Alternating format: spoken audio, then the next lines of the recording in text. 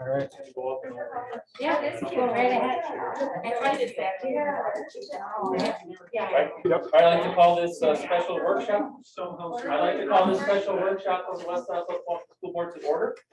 Should I please call the roll? I will, yeah. Mrs. Carr. Here.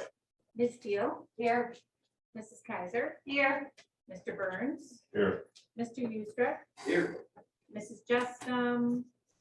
Possibly going to join. I do not see her on Zoom. Marker excused. Mr. Sickett. Present. Mr. Keller. Here. Mr. Ustra. I'm here again. Did I miss you? No, I didn't. Okay, sorry about that. Yeah, That's right. Presently, I thought I forgot you. Here. Thank you. Okay, so today we have a number of things that we're going to go through. We're starting off with item 3.1, our communication continuation workshop. And I don't know who is going. Amanda's going to introduce it. All right, thank you. Yeah. Dr. Stewart. All right, thank you for coming, everyone, and thank you to Dotke for hosting our first school showcase. So the Communication and Community Relations Committee is excited to be putting on these showcases throughout the year. So we have another one in November, 2 more in the spring, where we're going to get to hear from students at all of our schools. So tonight we have Dotke on this end of the room and shared journeys on this end of the room. So thank you for coming. So we are going to break the board up in half and spend 15 minutes at each station or school. And you'll get to hear from students, and these are going to be interactive and exciting. So we will all get up here and let everyone know when we're going to switch groups. So it'll be about 5 board members. We'll start with Dotke, 4 can start with shared journeys. 4 and 4. Yeah. Sound good? Awesome. All right. All right.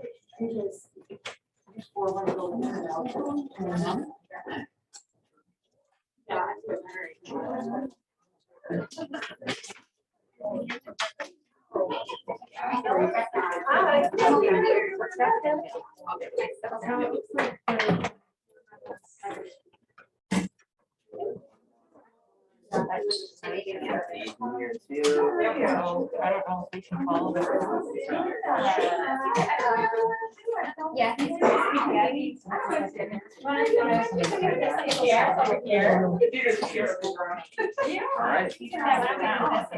We'll explain what you guys are looking at in a little bit, but I'm Greg, I'm the principal here. We'll just go down and introduce ourselves with our name and our grade. I had twins. This feels very strange to have one whole empty can. And I have a easier. Matthew Stevenson.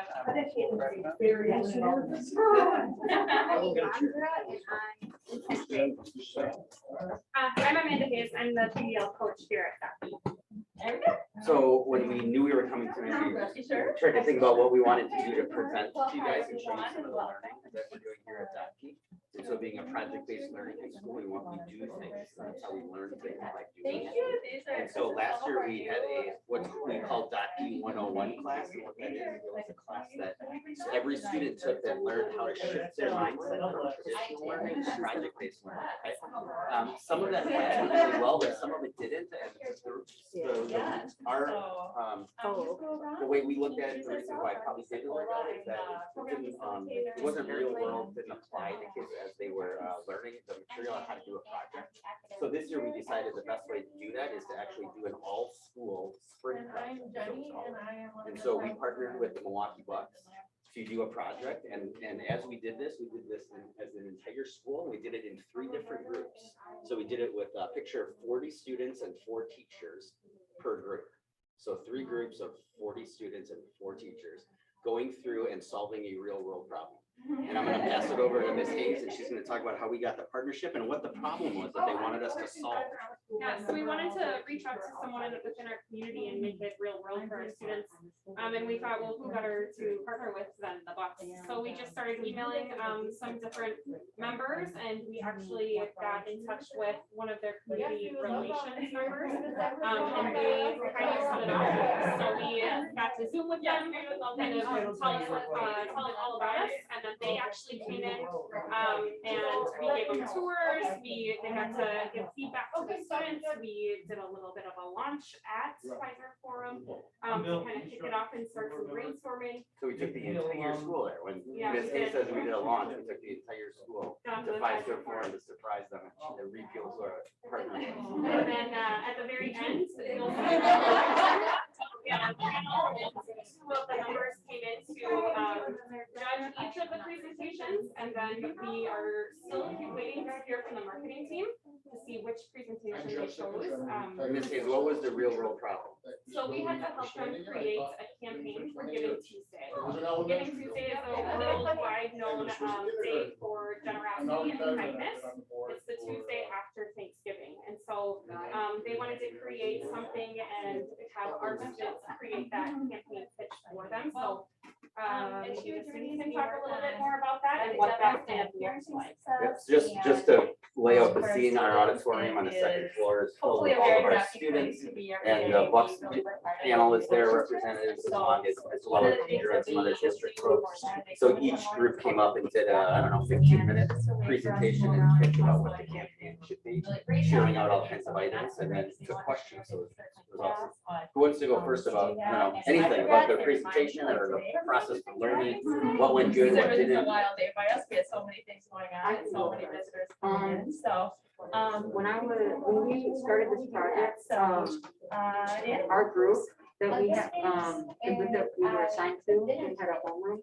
And All right. we chose Lady of the Charities, we chose a women's shelter, we chose the Humane Society, and we chose the Hunger Task Force. And during this project, I had to, there were a few things that we all learned how to do with each other, which was like cooperation, you know, learn how to work as a group and be efficient and still get everything done. And stuff like that. Make sure everything got done by the due date. We also, another thing was, it was kind of hard to work with the Bucks. It wasn't like work, but it was, when you were working. Take your time, it's okay. I have a question. So there's, when you start doing this, there's like, how did you narrow down the three charities that you guys decided on? Well, our done, I don't know how you would think, like, our group as a whole, there were like all like 40 students, we all split up into smaller groups. And then we chose different charities that we would like to have the fun. And we narrowed it down after that by our own. And then so good for me is, our family just adopted a Did you think about the things that you might and use? he is just Like, so. based on this But charity? the you bad think thing of is some that things our that you family might just use to adopted. try. They're really trying to Sorry. stay in So trouble when you were with looking at the charities, thinking about it, was it just solely based on what people thought would be a good one to support? Or were you also thinking about things that you were doing as part of Giving Tuesday that would fit into the charity that you actually want? It's like what they needed, right? Right. You picked them by because of what they needed and what you could provide. we, And then this I feel like weekend, our I group shows, backed up the pop-up it just camper kind and of shows what we were like went most away. interested in. Camping season's over. I don't think it was more geared towards the Really rest as much enjoy as we were family trying camping. to, support, Good thing is the budget is. causes. Monday. I do remember as a group, they were talking about all kinds of causes all over the country and all over the Midwest and all over the state, but then it was like, well, we want to help our community. So it was Milwaukee County that they focused on and how they could make an impact. So what was your, the one, you picked the three, right? And were you guys the ones that made the bags then? No, This one is That was you ours. guys. we did Okay. that. So what's yours here? Yours, what's yours that they're looking at? This is mine.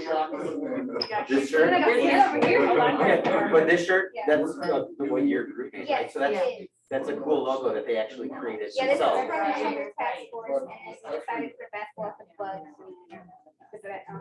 So they But created, so that is created the logo and made the shirts here. Yeah, and then we were gonna Um, use the the thing is, if we could get pigs I think there's something on the back too. And isn't bad there? thing Oh, is I yeah, was it at the says dentist right before I volunteer came tax here, pay. and my mouth is a little numb, so if I sound weird, that's why.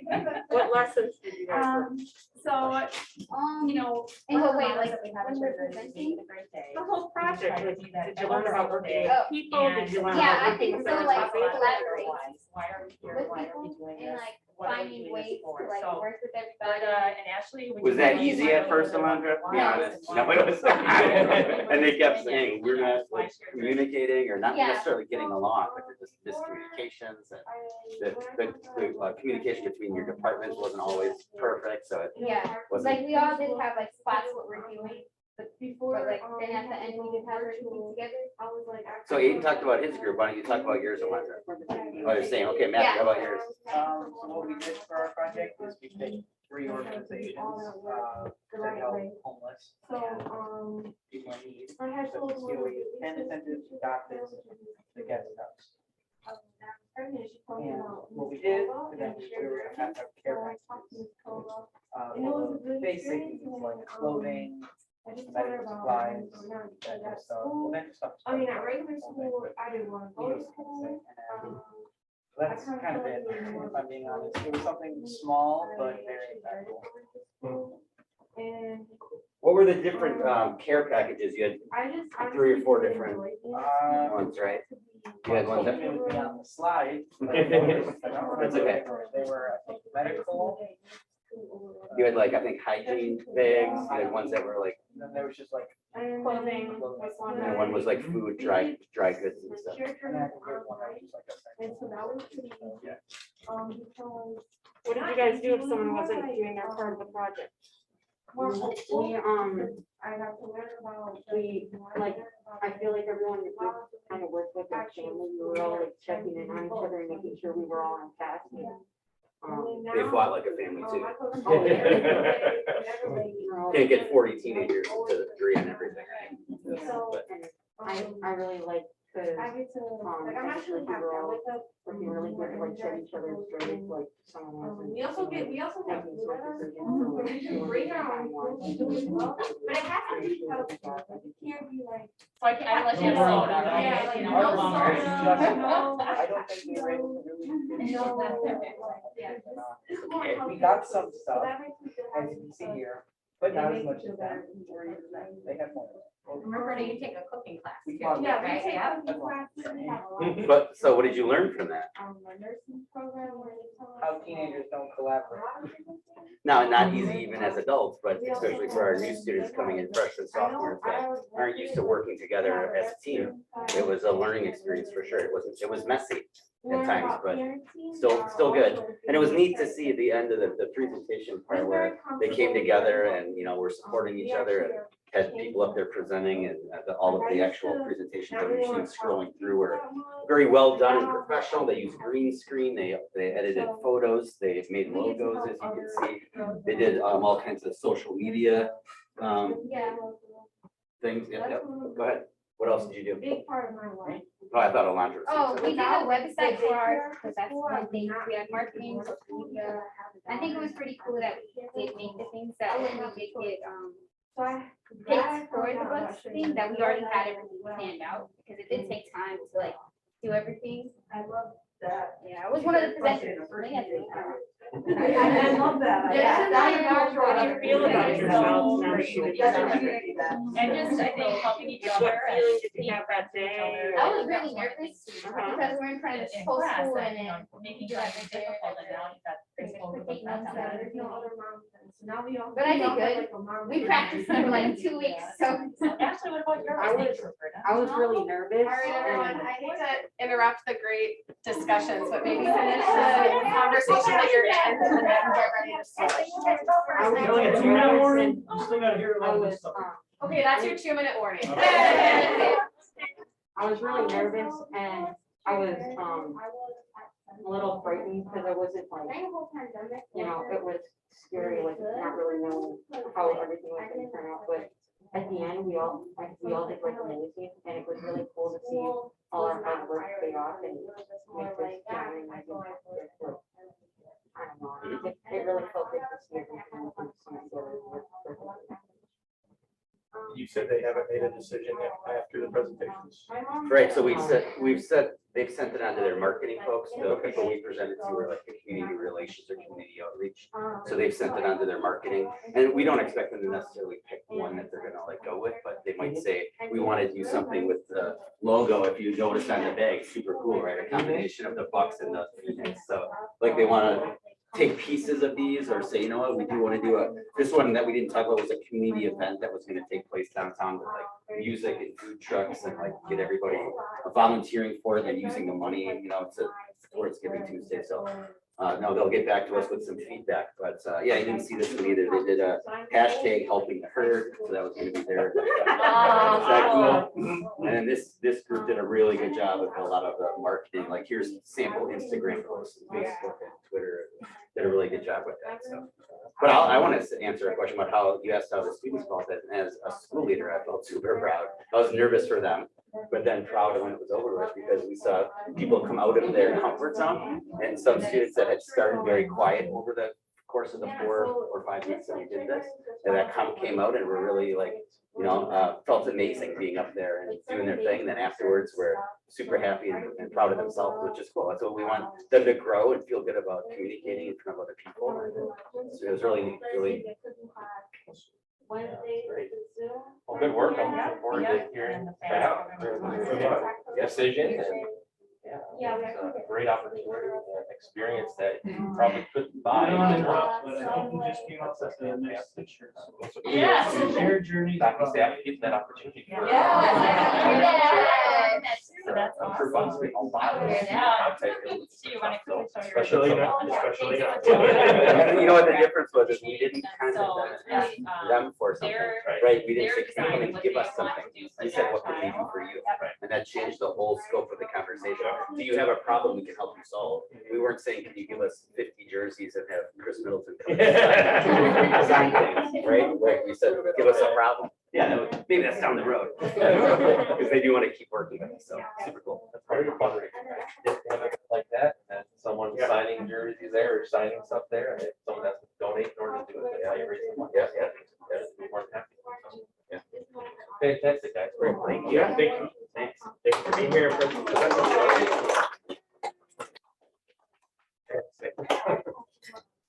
Yep.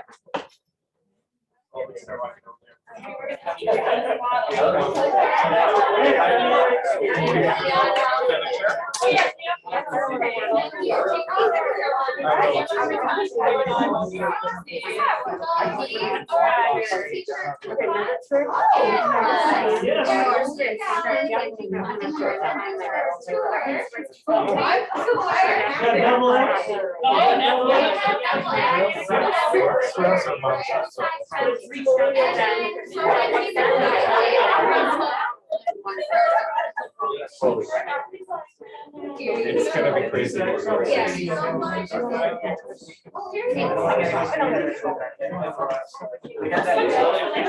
that happen. I got a great team that helps me, and they're wonderful and awesome. You're gonna choose you.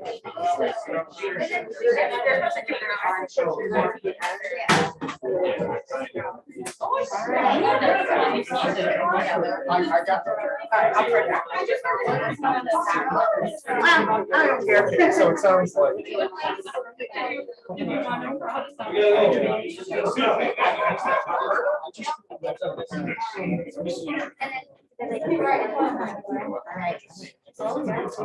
Or.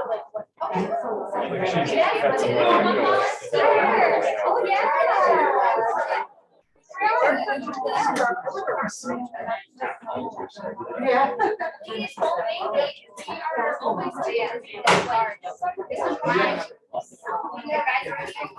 But we are currently kind of growing with the really. Everybody else. I could probably describe it. Smiling, you're not always supposed We'll do introductions.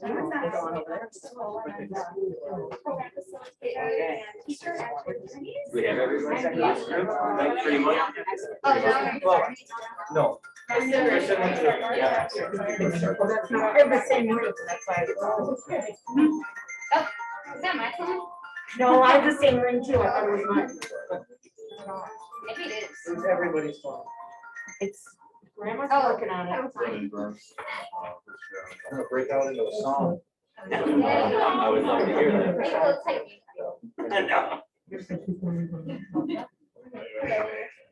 Brian I Keller. can start it. It's not really that one, but I'm Noah. I've been here. we'll just go through introductions. I'll direct it once in a while. This is. I'm eating corn. Well, I'm like, I'm seeing two other girls on this, your journeys with her. I am back. Academic and parenting success, we try to mesh both things together. So the Yeah. students have, And I'm in case I am the PDL coach here at 60% of. And our tonight, when we students thought about what we were go gonna and share, look we back thought to that school we would districts. share with That's you pretty what awesome. we call an all school To make spring sure that, project.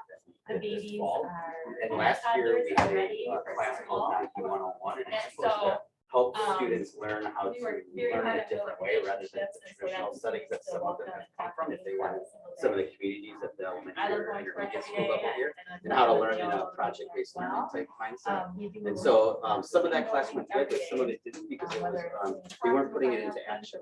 It wasn't in the middle of a project they were doing, okay?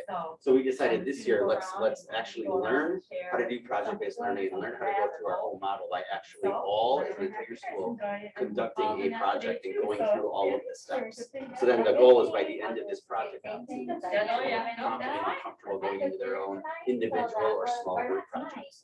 So what we did is we decided that we wanted to do an all-school project for 5 weeks, and every day we had about an hour that our students worked on this project. And in a second, I'll let Ms. Hayes explain what that project is, but that was kind of a setup. We had 5 weeks to work on a project with a community partner. We wanted it to be a real community partner and a real project. So we communicated with bucks and got them to share a problem that they wanted to have solved. And we worked on that and had contact with them throughout, so we could like check on our progress and status and have them answer some questions about where we were on the right track and where we weren't. And then they came on October 1st, and in the auditorium, we had an all-school kind of assembly, but it was basically a pitch where we had 3 student groups pitch out campaigns. And so we had 3 groups of 40 students and 4 staff. So picture 3 groups of 40 students and 4 staff working together for about 5 weeks for this moment on October 1st to deliver to the Bucks and their representatives our ideas. And what was the problem, Ms. Hayes? So yeah, we got to work with the Bucks throughout this project, and the problem that they had given us was to help them create a campaign for Giving Tuesday. It's a worldwide movement after Thanksgiving to show kindness and generosity. And so our 3 student groups all had the same problem, but they attacked it in different ways. And like Mr. Dell said, they were here to give us feedback throughout the project. And then they actually came in at the end to judge, and then we're still waiting for the marketing team to hear which presentation they did choose. Bad thing, for whatever reason, I. But do our students want to talk a little bit about Good each thing project is you explained it, I individually, had a or? really productive day with work. and So continuing what that my here, group so- said is we're gonna give. I think traffic, COA Youth Exam Center, adopt this in the West House. today. We would Good help thing I ran 8 miles. community by giving. Wow. People who were already. Good things we're here. I'm so excited that we We were are also to share about our gonna do school, a food drive, and But bad thing is I was at the dentist before I that came kind here, of so I'm fell also. through. So myself funny, that's what's going on. Yeah, so, one of our motto is make it a great day, and we really And work we hard did to the do that Bucks every single giving, day. giving back, yeah, I forgot. And And this is our presentation.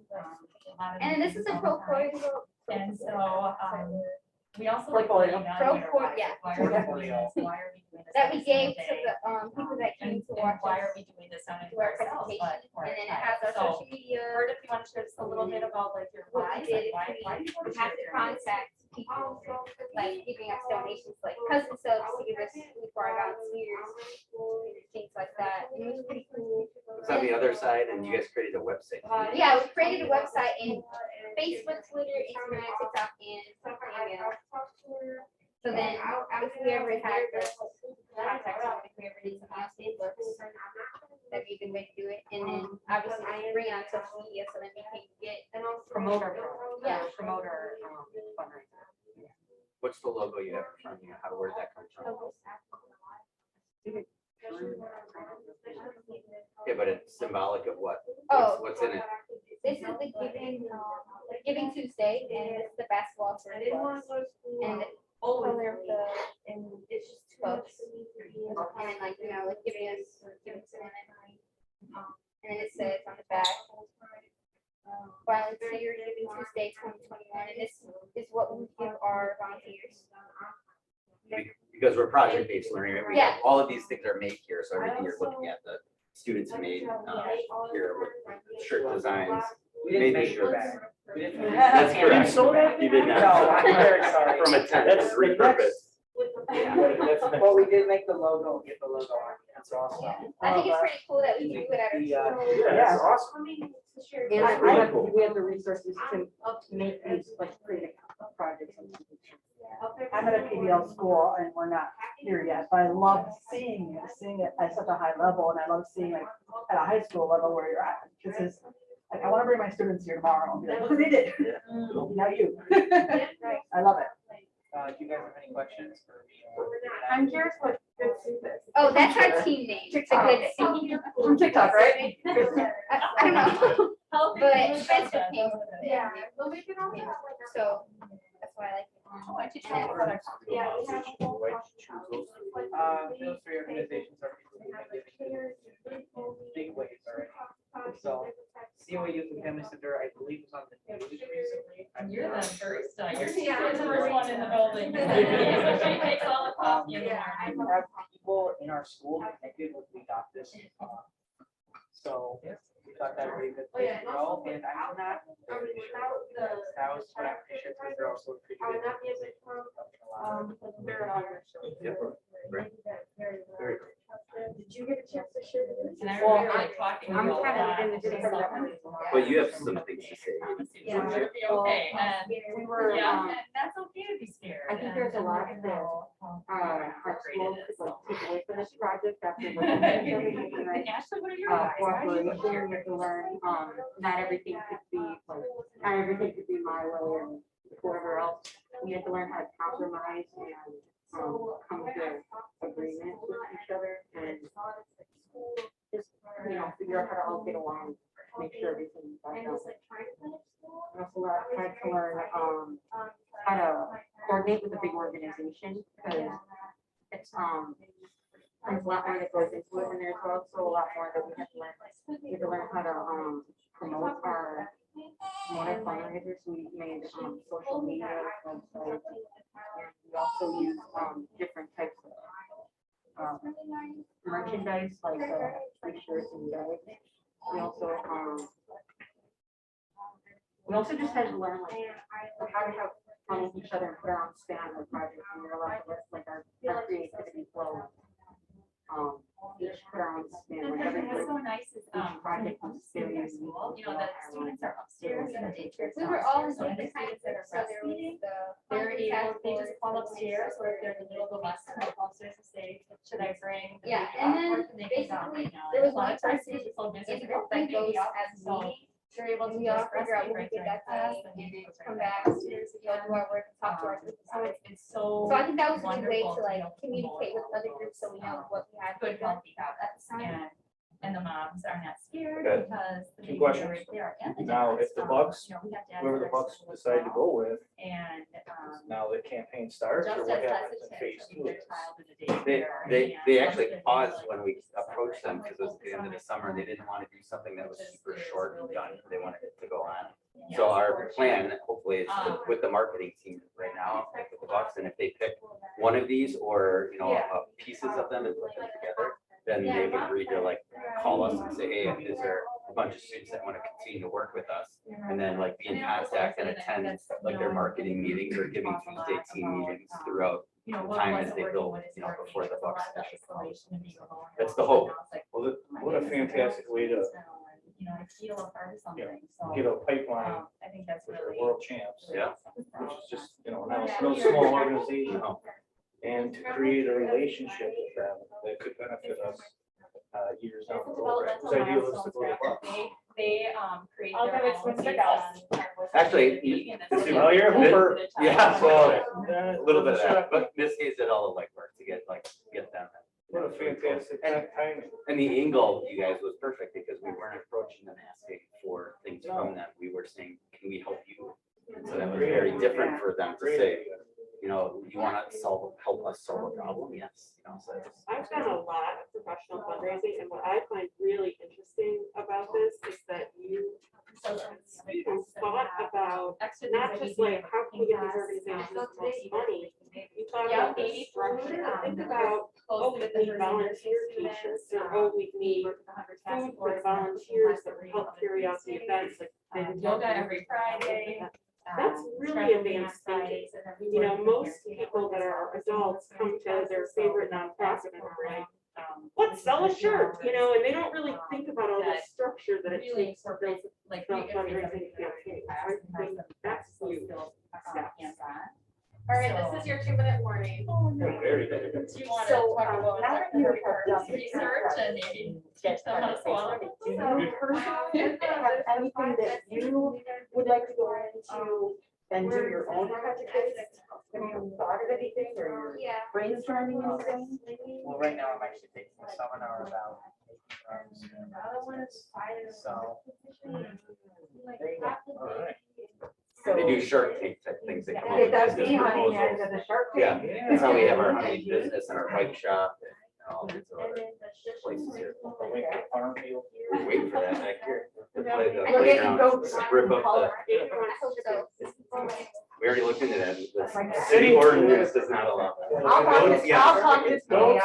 Danny. Give Dan a call. Dan told me What- no. Beef steer. What else are you guys working on? Like you have your own individual projects now for classes? I just started my own, like. What about the little technique with Like, Yeah. just to like, pretty much like, use like Google clothes and like reusing it and making something like more profit from it. And then putting it after, like, putting it deposit and then get opposite back on my project. And then like making like. Gotta pay attention.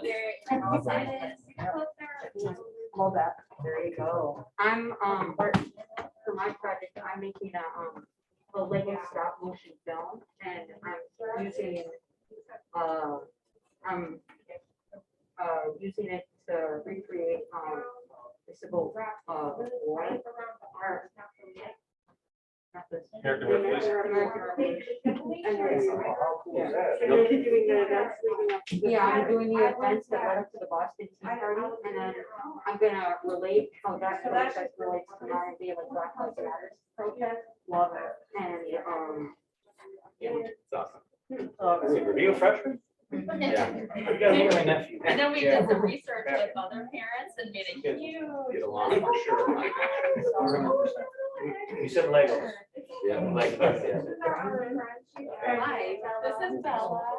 So we're super proud of how they did the project. It was a little messy and uncomfortable at first. We Do you want learned to how show to yours? work Since you're together. here, do you want It to was show neat, yours? this case, and I got to see all three groups working separately, you know, and it was interesting. They all broke up into like departments, Oh, cool. you know, so they all were like, well, we have this research department who's gonna figure out what, Just like- who we're gonna, you know, work towards and help. And another one is the marketing and social media department. The other, you know, it was really neat to see them all break into their own groups and then, like we heard earlier, come back, report back to the whole group on where they're at. So it was a huge endeavor. This wasn't, you know, a few days or a week. This was 5 weeks of every day creating something and then presenting it, which is another thing they should all be proud of, being up in front of the whole school presenting that paper. It was great. It's like, we did have like, but like an email was sent to the people that want to donate to me so that our, I'm just gonna finish that. That is what I'll wrap.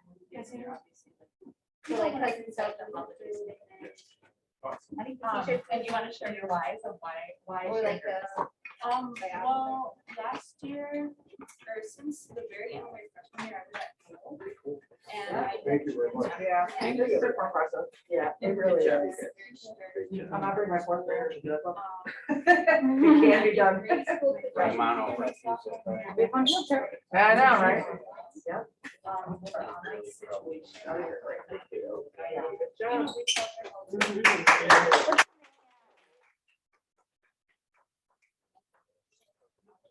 That's really cool. I gotta, almost like it's made to work together.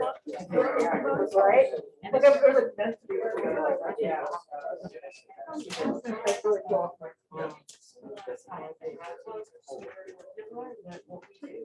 I know, like it's kind of this thing, like it looks like it's meant to do that way. Yeah, I like Yeah, I can see why they, how they want it. I can see that like almost a commercial and how it's set up, you know what I mean? That would, yeah. But this would be a great volunteer. Volunteer is not a great. Yeah, that's like I think that's really good. Love that. That's so fun. So my spirits are all Native American, so some of them are like deer clan, and like they would love stuff like that, you know? Okay, very cool. I'm so far from you. Thank you guys for coming out. Thank you so much. You know, they do have something else that they keep all together. One's taking. But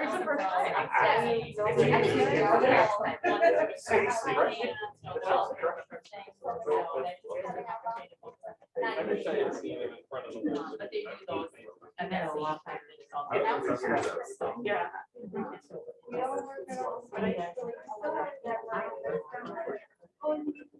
We have planning.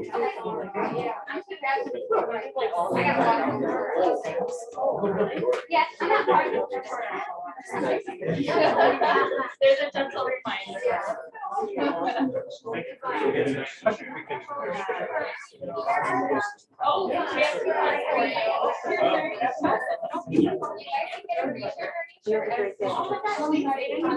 Thanks so much for coming.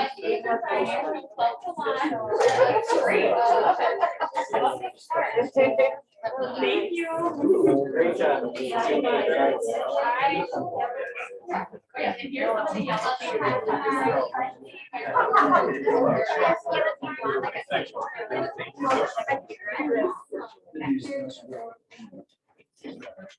Thank you. Oh,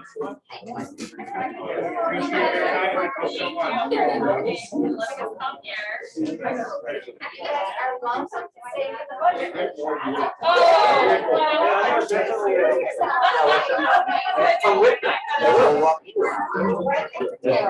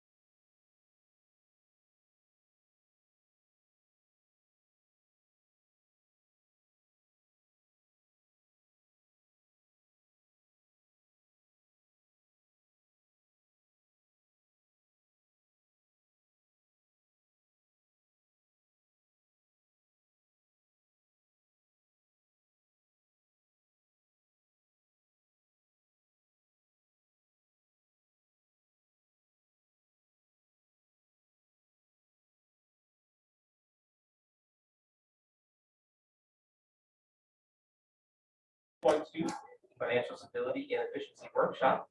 Ms. Whitler. All right. I feel like I'm back in my teaching days right now. Okay, so this is our last, I promise you, workshop before the budget. That's next one. Monday, yeah. So we literally could have another one if you wanted. So we started the process just as a recap. There's kids out there. Teacher, you're the mom.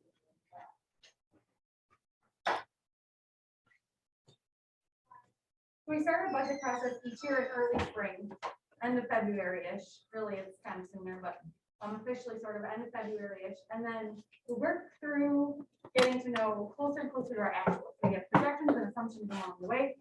And we narrow in on our true costs and our true revenues as we get closer to October 25th. So there are a few kind of last changes that happened between our most recent workshop and the final one here. And some of those are due to, most of them are due to the state budget factors that we finally get to know. Equalization aid, property tax, or property values.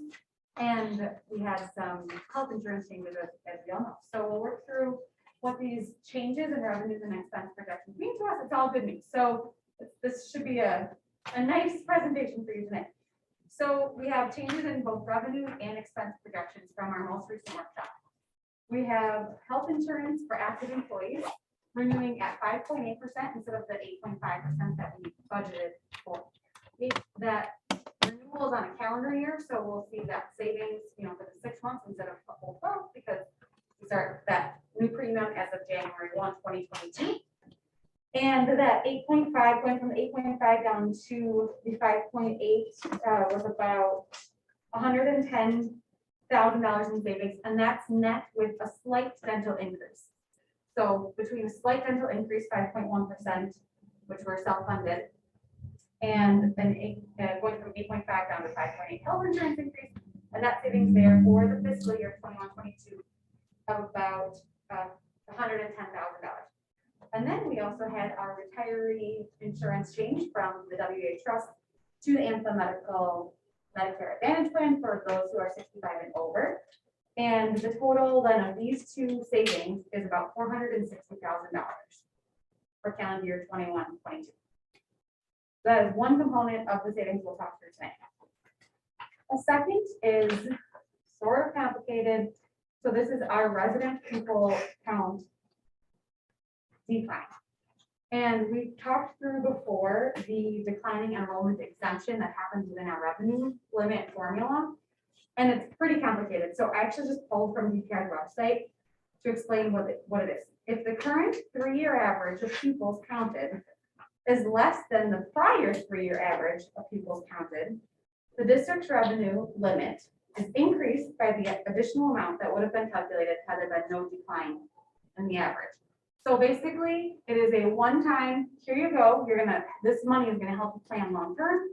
You have less students, and the pupil count, it's important to know, is resident members, which is different from enrollment. So these are resident students. These are students who are living in our boundaries who are school age, but they don't necessarily go here.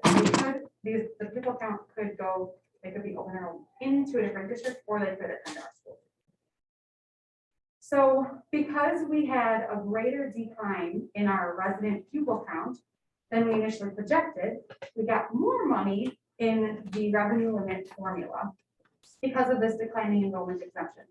And so I'll just point out again, like these are one-time dollars that the formula gives to a school district in order to plan long-term. So we shouldn't think of them as like operating dollars. We should be able to function without them in our operating budget, which we are. And we'll talk through tonight what our recommendations are in terms of using them. So we should think of them as long-term strategic planning or one-time expense dollars.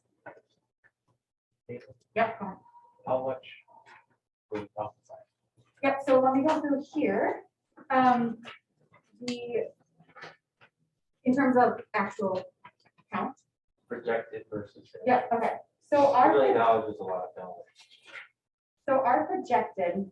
So I'm going to explain kind of the philosophy and the thought process. So from 2021 to 21-22, our average. Okay, entire years that you see on this graph, you'll see that slope was pretty consistent, 16, 17, 17, 18, 18, 19, 19, 20. The decrease in resident pupils each year was between 1.6 and 1.8%. 1.6 and 1.8. In the COVID year, 2021, that change, you'll see the slope of that line changes and almost double. We saw a 3.6% decrease in 2021, which I'm referring to as the COVID year. We, at the same time, last year in 2021, our open enrollment trend line continued. The slope was similar. So we concluded then that students were either being homeschooled or attending private schools at that time because our open enrollments stayed similar. Well, while we saw this bigger hit. When a student goes to either homeschool or private school, we don't get to count them as residents. Even though they're still residents, we don't get to count them in our pupil count for the revenue limit. Because we were projecting our actual enrollment head count, so actual enrollment, students and seats, to be about the same this year as we were last year, which is about less than 1% change or decrease. We also anticipated that we would see steadying off of our resident count and our pupil count. So basically, we were projecting that 2021 COVID year was a fluke because it was COVID year, and that we would get back to a normal decrease in 21-22, like we were before, where you can see the slope of this line, the 1.6 to 1.8%, would be more what we would see from 2021 to 21-22. Instead, what we saw was about the same decrease that we saw in 2021. Which is why now our resident enrollment count, resident membership count decreased more heavily than we thought it would, thus bringing additional dollars. So we had budgeted initially of a September count of 7897, and actual was 7460, which was back to more similar to the previous declines that we were seeing. Could you repeat that number, please? 7897 was what we were initially using, and 7460 is the September actual pupil count. Thank you. You bet. So Were these mainly seen in our 4K and 5K enrollments, or was it evenly spread out among the grades? Well, how many kids were out of school? Because all three of my kids were out the third Friday of. if a student, this is a good question. Okay, so if a student, we can count a student if they're there either on third Friday or they're there at least one day before and one day after. So if they never attended the day before, then we don't include them in our pupil count. That's gonna account for some of it. We also, part of that membership count is our students who participate in summer school, right? And so for a certain number of hours of summer school, we see them enrolled in our pupil count, and we had fewer students participate. And so we had an increase in the number of students who participated in the summer school and elementary, and a decrease in the number of students we normally see at the high school level in particular, with a little bit of a decrease in middle school. It was really hard to get the students to come in and participate fully in summer school. So that's also where you see a difference in some of those numbers, is it's whether or not we can get students engaged in summer school. And so we are starting planning actually already for next summer to give more advanced notice to families around some of the resources that we're offering, redesign of some of our summer school programming, so that it draws more students in to participate in the summer, because that does impact the membership count that we have during the school year as well. So this graph that you're seeing now here is our summer school FTE. So we have been in the 70s for summer school FTE, and summer school is all based, FTE is all based on the number of minutes students are attending. So basically we add up all of the minutes students are attending, divide by the number 48,600 to get one FTE. So we ended, our actual pupil count was in the 40s for summer school, where it had been in the 70s. And again, as teacher mentioned, it's kind of our next priority is figuring out what the summer school programming looks like. That back up to where we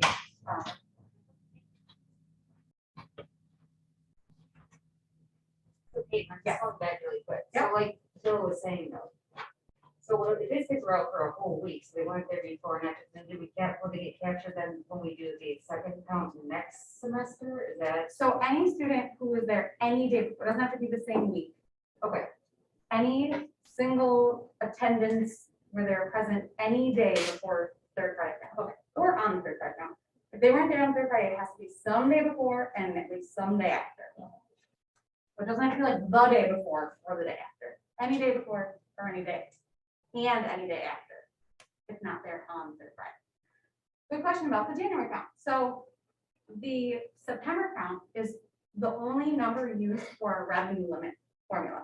The January count is used for equalization aid formula. State aid. So two different things. The September people count is the number that we use in the revenue limit worksheet.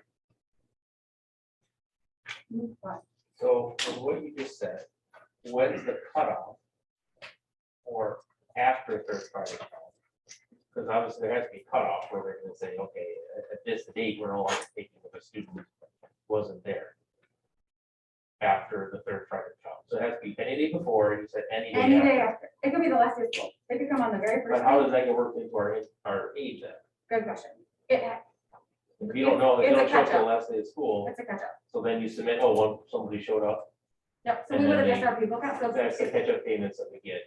Yep. For the next school year. Yep. So there is a line in our revenue limit worksheet called uncounted people, where DPI fixes it all the things that happen during the year, and we get compensated for it. So that uncounted people line increases our total revenue limit authority, increases total rep dollars that we get from property taxes and state aid by whatever that amount, all the shuffling that happened during the year, and reconciles it all in that number. So each year, that number is a little over $1 million. It's huge.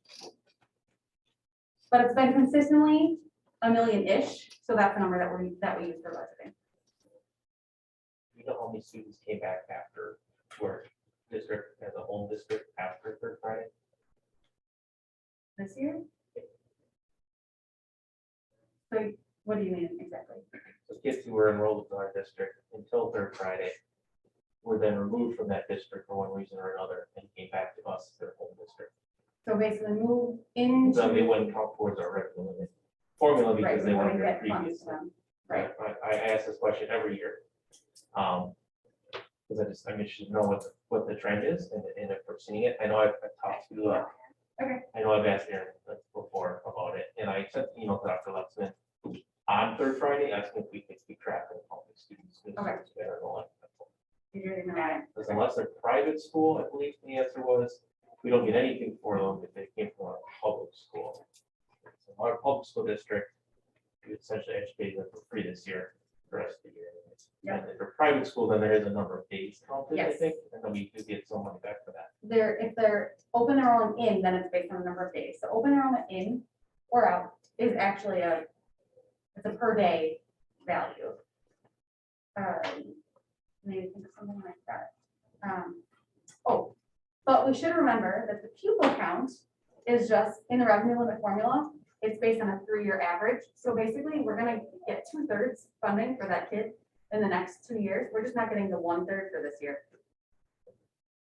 Because we're gonna fully count them next year. Right. Assuming they're still here, on time later, day before, day after. Sure. So we lose 1/3 of the funding for that. So our funding is about $10,000. So think of it as losing $3,333. If they come to us after third Friday. We just don't see that money this year. We see it a third next year and a third following year. Okay, so another piece of our projections that we finally have kind of actuals on, so just projections, is our open enrollment out. I'm sorry, you need to have a door because it's a public meeting. Do you want me to practice? Yes, Yeah, yes. it's just loud.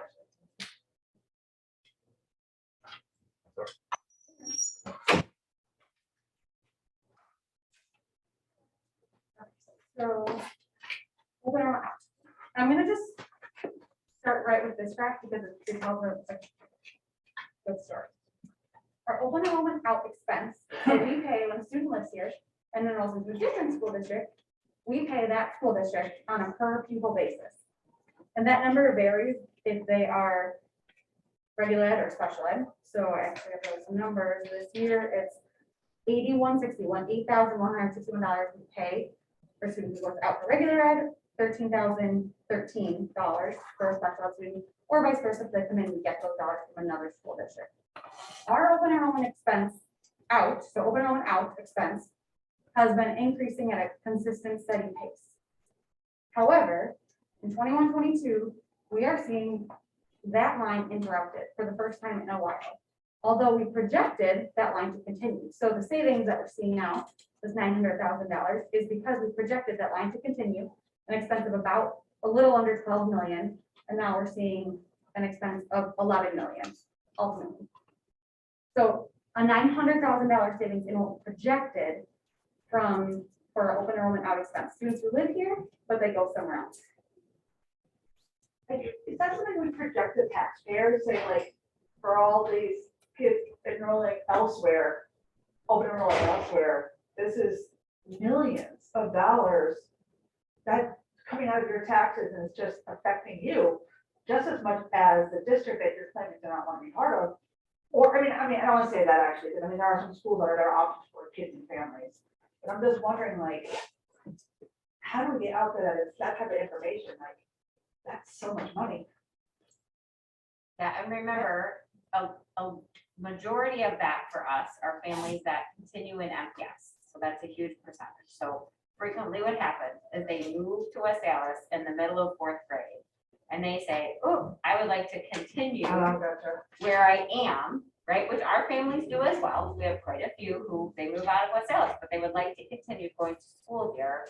So then they tuition waiver for the remainder of the year, and then they apply for open enrollment the following year. We do get back some of those students at each transition. Sure. Right, so if the student is now suddenly going to a different school, because they would have been moving from elementary to middle school, we see that number, some of those students come back to us. And then the same thing happens at high school. Some of that this year is due to opening the virtual charter. And so while that has been, we got a bit of a challenge from DPI saying there's no possible way you could get a school up and running in the time frame that you're going to do it in. We're up and running and it's going quite well. And so we've had some of that is from the fact that we now have a virtual charter. We had a couple of students come who were residents that were open enrolling out to other virtual charters come back. A few of them have chosen to go back to where they were because ours is far more like school than sometimes the virtual charters that are out there. And so we actually are sticking with our plan. Sometimes virtual charters are outsourced. So you go actually to just an online program through Pearson or something like that, whereas ours has actual teachers and they're doing a little bit more intensive work. So some of that for sure this year has been because of the virtual charter. So it was a very smart move as much as it was quite the feat of excellence by everyone in our offices to get it up and going when we started this process in November to be open as a full school in the fall and have student enrollment. It was well worth it because that's some of where we're seeing some of that number. And then the rest of it, we're hoping it's as the community learns more about the work that we're trying to do, that they're saying, no, I'm staying put. This is the kind of education I would like for my child. And so we're hoping that plays a factor in it as well. It's where telling our own story locally becomes so important because we're, like Marty has said to you guys a number of times, we are more known nationally than we are locally for some of the work we do in our schools. Our families that are coming to board meetings and speaking in public comment and saying, I didn't even know you guys were doing some of this in the schools. And I'm really glad to hear that this is some of the work being done in our schools. So that is where Amanda's addition to our team has been so helpful. And she's doing an amazing job at creatively trying to think about how do you get that story out? Because it's one thing if somebody just thinks this is, what that school district is like. It's another thing if we tell more of the story of what's happening here. So all of those kind of contribute to that leveling off of it right now. And that's something that's been a goal of ours for a long time. So we're starting to see some progress in that. And we'll continue to hopefully see some progress in that number. I would like to see us toot our own horn a little more often. Because, the 5 years that I've been on the school board, we've done a lot of pretty awesome things. Not our district. And we've come a long way with a lot of things. And as we get into this big question that we have out there, we have to figure out how to keep selling it. So. And we would agree though, there's certainly tons more work to be done in that arena, to be telling our own story a little bit more just within our local community, so people understand that work. And the kind of questions, why I usually share in a board update, if there's other districts in our area that are asking me about some of the work we've done here, because that is important to know, that there's some really important things we're doing here. Mary Ann, also being new in HR this year, said, you guys do some amazing things here. Why do not more people know about that? And so she's starting to say, that should be our recruiting tool for staff and things like that. So we're all on the same page when it comes to celebrating the work that gets done here in West Dallas, West Milwaukee every day. We have some of the most amazing teachers I have ever come across anywhere else I've been, who are doing all kinds of cool things. And so with support and all of those pieces, and that's important for people to know. And not to get really sidetracked, but like with some of the stuff that we've done, like the borders, like super #1 hot topic 6 years ago, 7 years ago, you know, what positives have come out of it? Like I can sit here and say, I know because I'm on the board and I'm privy to a lot of that information, but I don't know that a lot of people know the positives that have come from reorganizing our boundaries. Yeah, and some of the things We about, see a lot of this docky stuff, and that was a hot topic, closing Lincoln as a middle school. Okay, what do we got going on here now? It's amazing. And I know we're trying to tell this story too, but. yeah, but there's a things- difference when you go into elementary school and now you know exactly where you're going to intermediate and high school, whereas before that could have been more of a question. That does help create that sense of community and eases transitions and all of those things. And we haven't talked about that a ton publicly, so that's a great idea.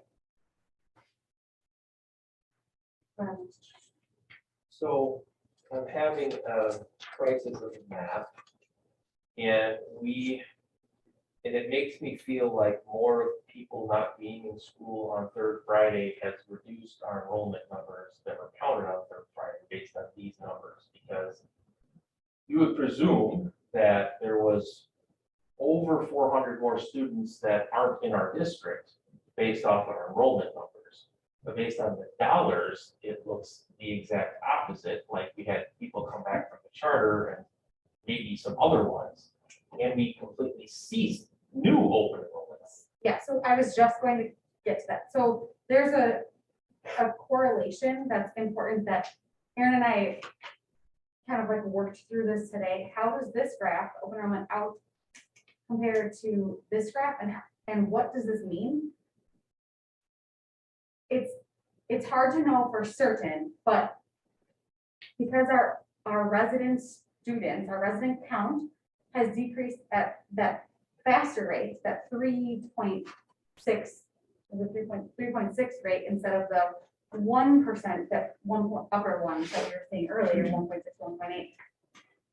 We could conclude that students who were open enrolled out, simply those families just moved into that school district. It's not black and white that all of these students stopped open enrolling out. And that's why this trend line is different. So we should just be aware that those are.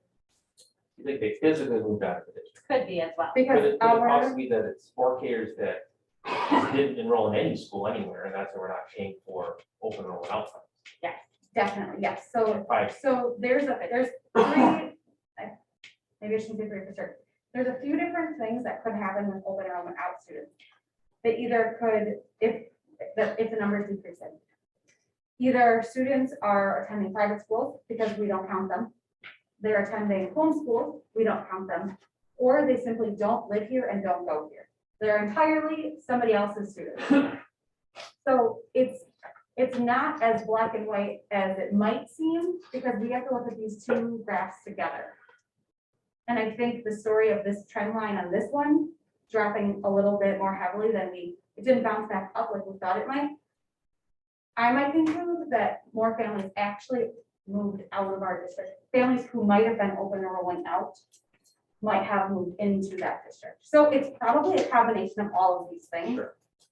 It's based on our kind of analysis as we were going through what do these numbers mean and that was a piece that, like, when I first saw this, I was like, this is amazing. And then we had to work through, okay, but what does this actually mean? And I think it's a combination of those things.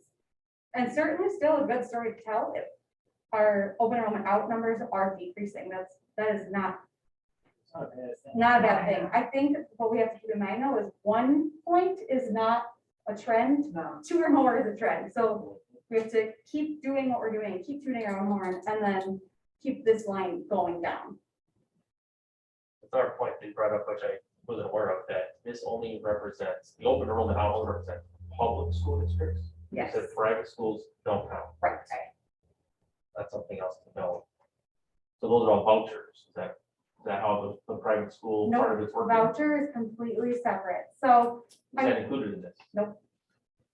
So that's a separate, we get money and then we have to. yep, so it's voucher is we get money in and we pay it right back out. So our revenue limit, We still get the money for the voucher. yep, we get the money, but then we pay it right back. It's a net zero. I wasn't gonna go through the revenue limit worksheet, but I can No, always it's- do that in a workshop. But everything you're I bringing. didn't up realize is- that open enrollment out didn't include private, not because yeah, most of the time when people are talking open enrollment out, 80% of the time we're talking about private. Yeah. And so I think it's important, I didn't To know know that, that how this many you is guys do not- that, but I didn't know that this does not include Right. any private school. Open enrolling out into another public. Wisconsin Probably. district. That was really good, thorough conversation. So we'll add them all up now. So we have expense savings, 1.36 million, revenue increase from that declining enrollment exemption of 1.9 million. So total additional spendable dollars in our budget from the most recent workshop we did. So where we had a balanced budget, we have 3.26 million to spend, to assign. So as we work through a recommendation, we put forward a few items here and would like board input and discussion on them so that we can approve all of this with our final budget on Monday. We, first and foremost, you'll see in here is focus on investing in math resources. So our intermediates are due as part of their regular adoption cycle for another math resource renewal. Our high school elective courses did not get the new textbooks when we adopted them a few years ago. So they're just ready, like they haven't received an adoption in recent years. And then the elementaries, we're seeing the inconsistent scores between schools and grade levels, reflecting the need for a teacher-driven choice of curriculum, meaning when we adopt a new curriculum, having given the teachers the choice and as the experts, once teachers team kind of limits the field and provides a few options that might be tremendous and worthwhile to look into, and having that teacher choice in what those math resources might be. The 1.26 million on here is simply a way to get nice even numbers and I have no idea what a math resource adoption would cost. I could jump in on that just a little bit. Yeah, So sure. the elementary math resource adoption that we have, and this is something Jane brought up when we were doing Scholastic, like we are not consistently using something that we invested $475,000 in. So part of that is we did the best we could with the information we have at the time, and that was about the best math resource out there. It was not very functional for multi-age classrooms. It was not very functional for a few of the things that we are doing when it comes to some of the project-based learning work and the deeper learning work. So teachers just stopped using it over time. And so they're due for adoption in the next year to two anyway. And it is much better for our teachers when they really go through the adoption process as a team, just guided by people from our staff. I do not have any business choosing a math resource right now. I do not teach in one of our elementary schools. So I don't know I know for the majority what's the right math resources that are aligned to making sure there's access points for all students. And that's what I do, is I come back with, here's the kind of the choices, the ones that have been vetted, that would be a good fit for us as a school district. And then teacher teams, just like we did with the Scholastic adoption, really do vet the products, look at the products. They come back to me with a recommendation, and then I usually guide the process and bring them forward to you guys for adoption. The one we have right now, we weren't doing that at the time we adopted it. And so now it's time for there to be more teacher buy-in of it on kind of consistently using access to a core resource across our elementary schools. It's missing. What's that? When was it, when did you last? It was the year before I was in this role, so 15, either 14, 15 or 15, 16. So it's been a while, right? And since then, lots of new products have developed, lots of we've done a lot of really good professional development in math. So our teachers are looking for different resources now than they would have been at that time as well. I don't hear Alex talk about very much. No, we've done a lot of work to really over communicate and make sure that teachers are more well trained, right? So, and that has been kind of where we see a huge difference in the way that's being perceived. The 6-8 and the 9-12 will likely recommend sticking with that. That's kind of the first feel at that. Now that they understand how to use it a little bit more effectively than they did when we first had the whole process of middle schools using it and then high schools adapting it. As well as this year, we've known for the last couple of years that although our math scores at the high schools went up, that our middle school and our elementary schools were likely going to see a bit of a decrease, and school report cards aren't public yet. They're, still embargoed, but we're seeing what we thought was coming in some of those. So we really need to invest a chunk of that money into some different kinds of professional development around math. And so that's kind of all of those pieces kind of add up into being a little bit more investment in some of our math resources. The investment we made in the elementary core resource is already, I'm getting very positive feedback from teachers who are using it. This has been really helpful to me. I'm seeing some more consistency across schools and grade levels. As far as where we set the floor, the ceiling is where it lands. But we made ultimately at the end of the day, just over $2 million investment in that product. And so we need to invest a little bit more money in our math resources if our budget allows for it. And our math professional development. And the other pieces you're seeing on here, CIP needs via a Fund 46 transfer. Is something that we've been doing in recent years. And in 2021, we assigned reserved fund balance for future retiree benefits. Both of those things are long-term planning. They're planning dollars that we have now for the intended use in the future strategically, which is, in my opinion, the purpose of a declining enrollment exception. It's to help you in the years, because the years that when your revenue, or sorry, when our pupil count, our resident membership count either steadies or goes up, we will not get more revenue in those years until we're seeing a 3-year trend increase in that 3-year average because of the formula.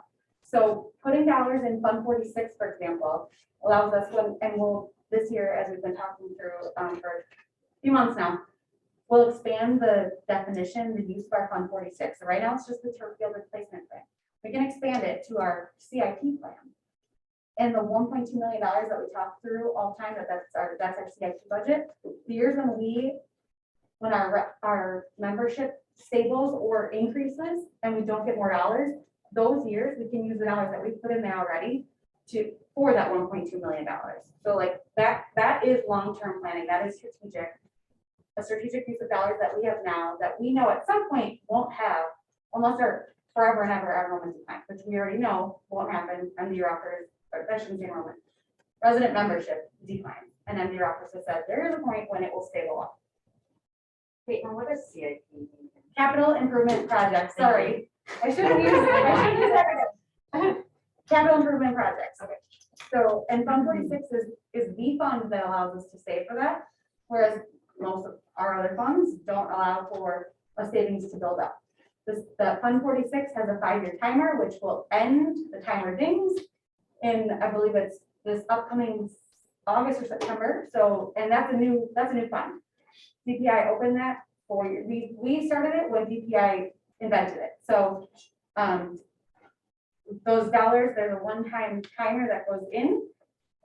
So when we opened it 4.5 years ago, maybe a little under 4.5 years ago, we put the first dollars in there, the timer starts, and then after 5 years, we can use it, and there's never a timer again. So it's like a one-time thing.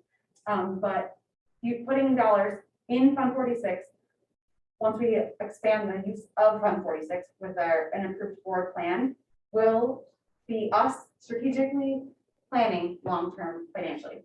Same thing with future retiree benefits.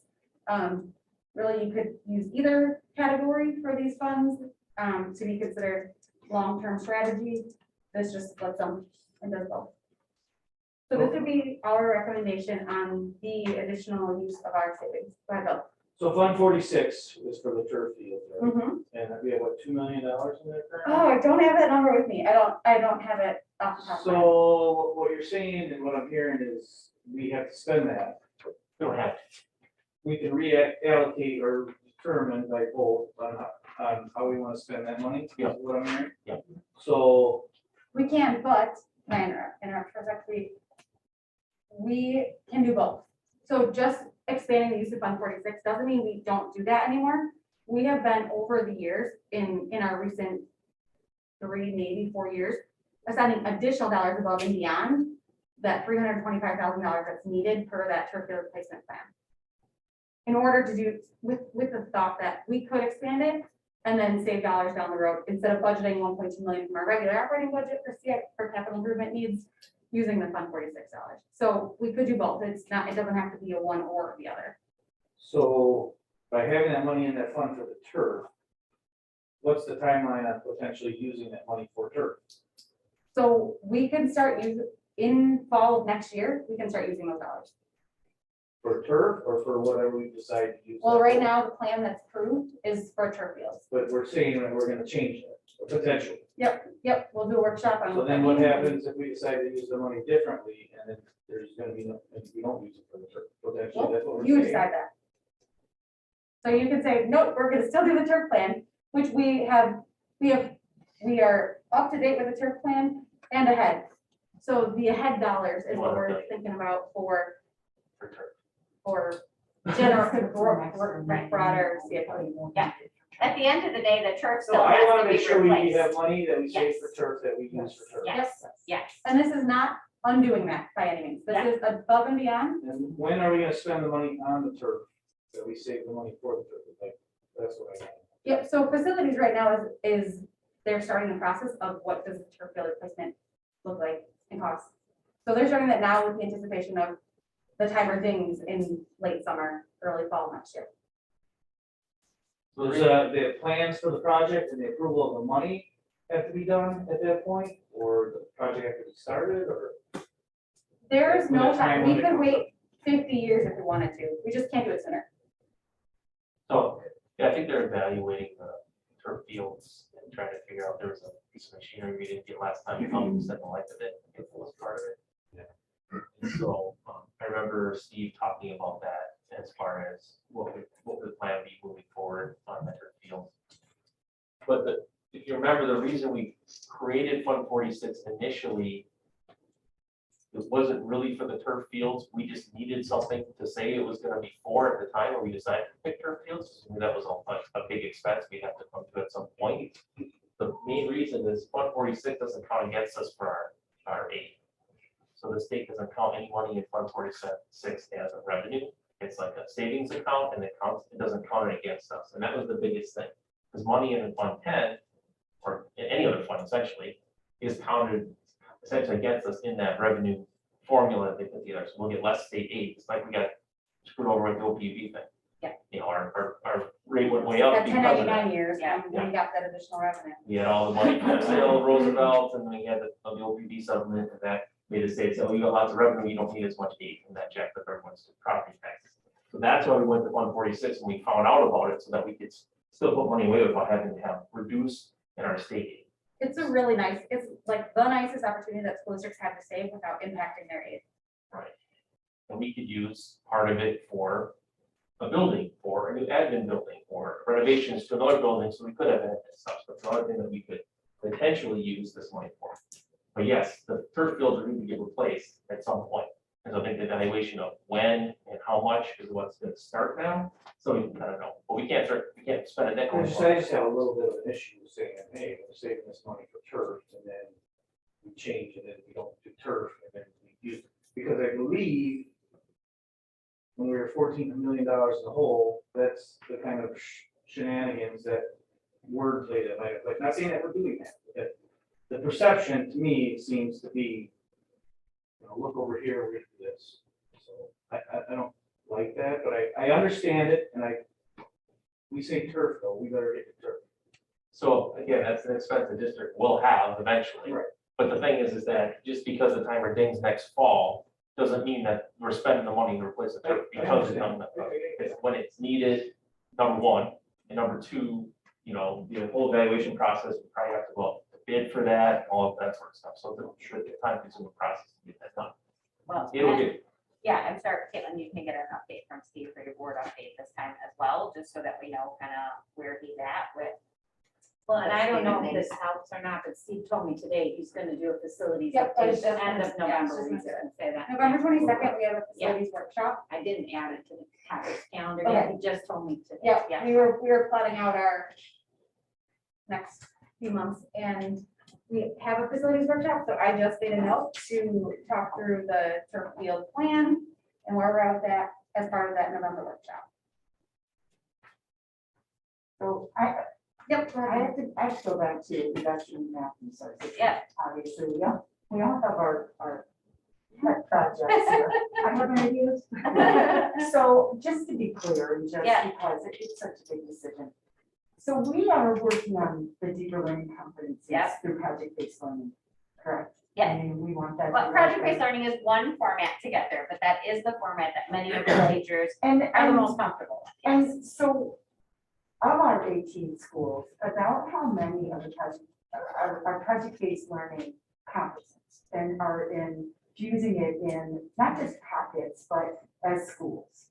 That's an interesting question to answer because it's in pockets in every school. Okay, It's so only a system here at DACI, Okay. wall to wall, start to finish, every day, all day long. So we also have invested some ESSER dollars with some other dollars and having our project-based learning coaches do a lot of refreshing around after COVID. Like, what does this mean that we're doing now? And we actually have a site visit from two of them, one of whom is a math expert. So she's gonna do a 2-day workshop and how do you do deeper learning, project-based learning work through math. For 2 days with every 6-12 math teacher and their co-teachers, and then all the administrators. So she will be here from California on November 1st and 2nd, and then Brian is doing a workshop on how do you take, like, similar to what you guys watched tonight with the Bucks project, how do they all look to that level? So one of our other experts is coming in to do a 2-day training, a 3-day training on that in November. As well as 3 schools are having their on-site coaching visit. So those 2 coaches will be inside every single classroom in those schools, just helping the teachers plan, helping all of those pieces. So it's a combination of knowing we need to continue to develop that actually came up on the survey as a desired need for more and more training. So we actually have one school that asked for a whole session on how do you align the equity work to the PBL work, because they're doing a lot of equity work and a lot of PBL work, but those are actually the same thing when we get it right. And so they've asked for a day of coaching from one of our outside experts in that. So we have that set up for that day as well. So it's really being responsive to, some of our schools are in the early adopter phase still, right? We have not a single school that is not at least dabbling in this work some of the time. We used to say we had like 3 or 4 kind of dabbling in the work some of the time. They're all dabbling in it at least some of the time. Some of them are dabbling in it most of the time. Few are dabbling in it all the time or living in it all the time. And so it's sort of a progression that we continue to work on. So do you feel that the resources that we would be looking at, math resources, would align with that? Yeah, I mean, that's my that is concern. likely where middle school and high school will lean back towards Alex because they're realizing now, right? We put the cart before the horse a little bit, which is why we heard about it so much. In that is the right resource if you want the time in the classroom to be doing a lot of the project-based work, but the training had to kind of catch up to the resource. And so that's where it likely, and we'll see, that'll be a primarily teacher-led decision again when we get that far. But we are seeing the data that we're seeing on some of the statewide tests is not consistent with some of the data we're seeing in ALEKS just yet.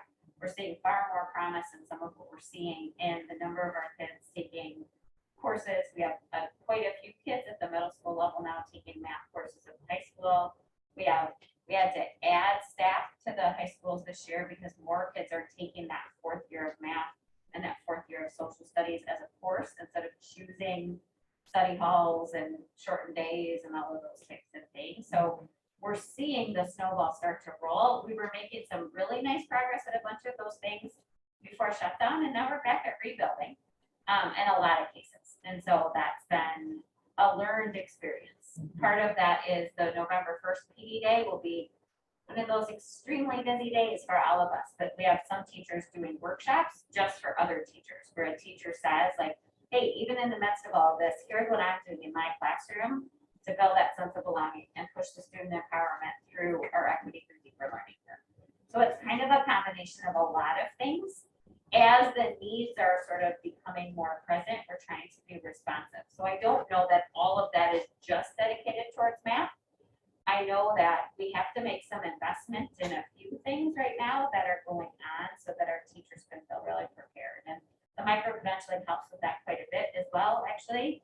We have our follow-up sessions for our teachers who took our PBL training, first one yesterday, one tomorrow, one the next day, and another one in a couple of weeks. And Adam had his first follow-up to project-based learning boot camp. That's where we're going to start to see the real traction. It's not just, did I go to a training? It's, can I actually articulate how I'm using that training in my practice all the time?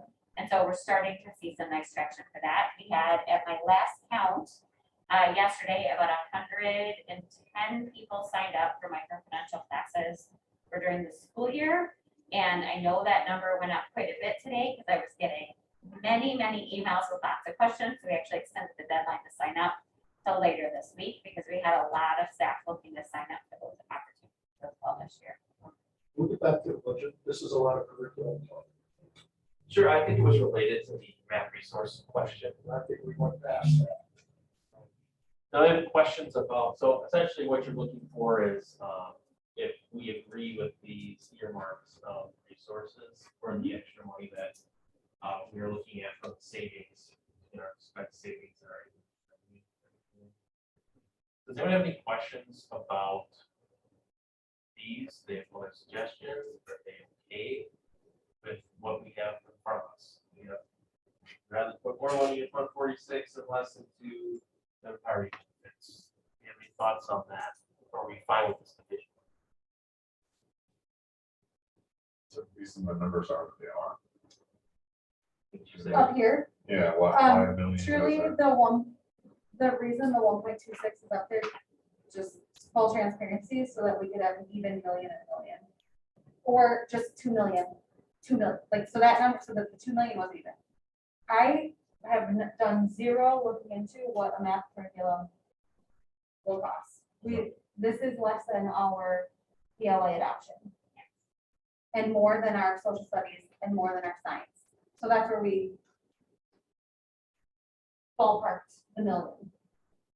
Yeah, and we have teachers asking again to do other things related to not just math, but some of those things, but math is the big one, which is why we articulated the funds sort of earmarked towards math and other professional development.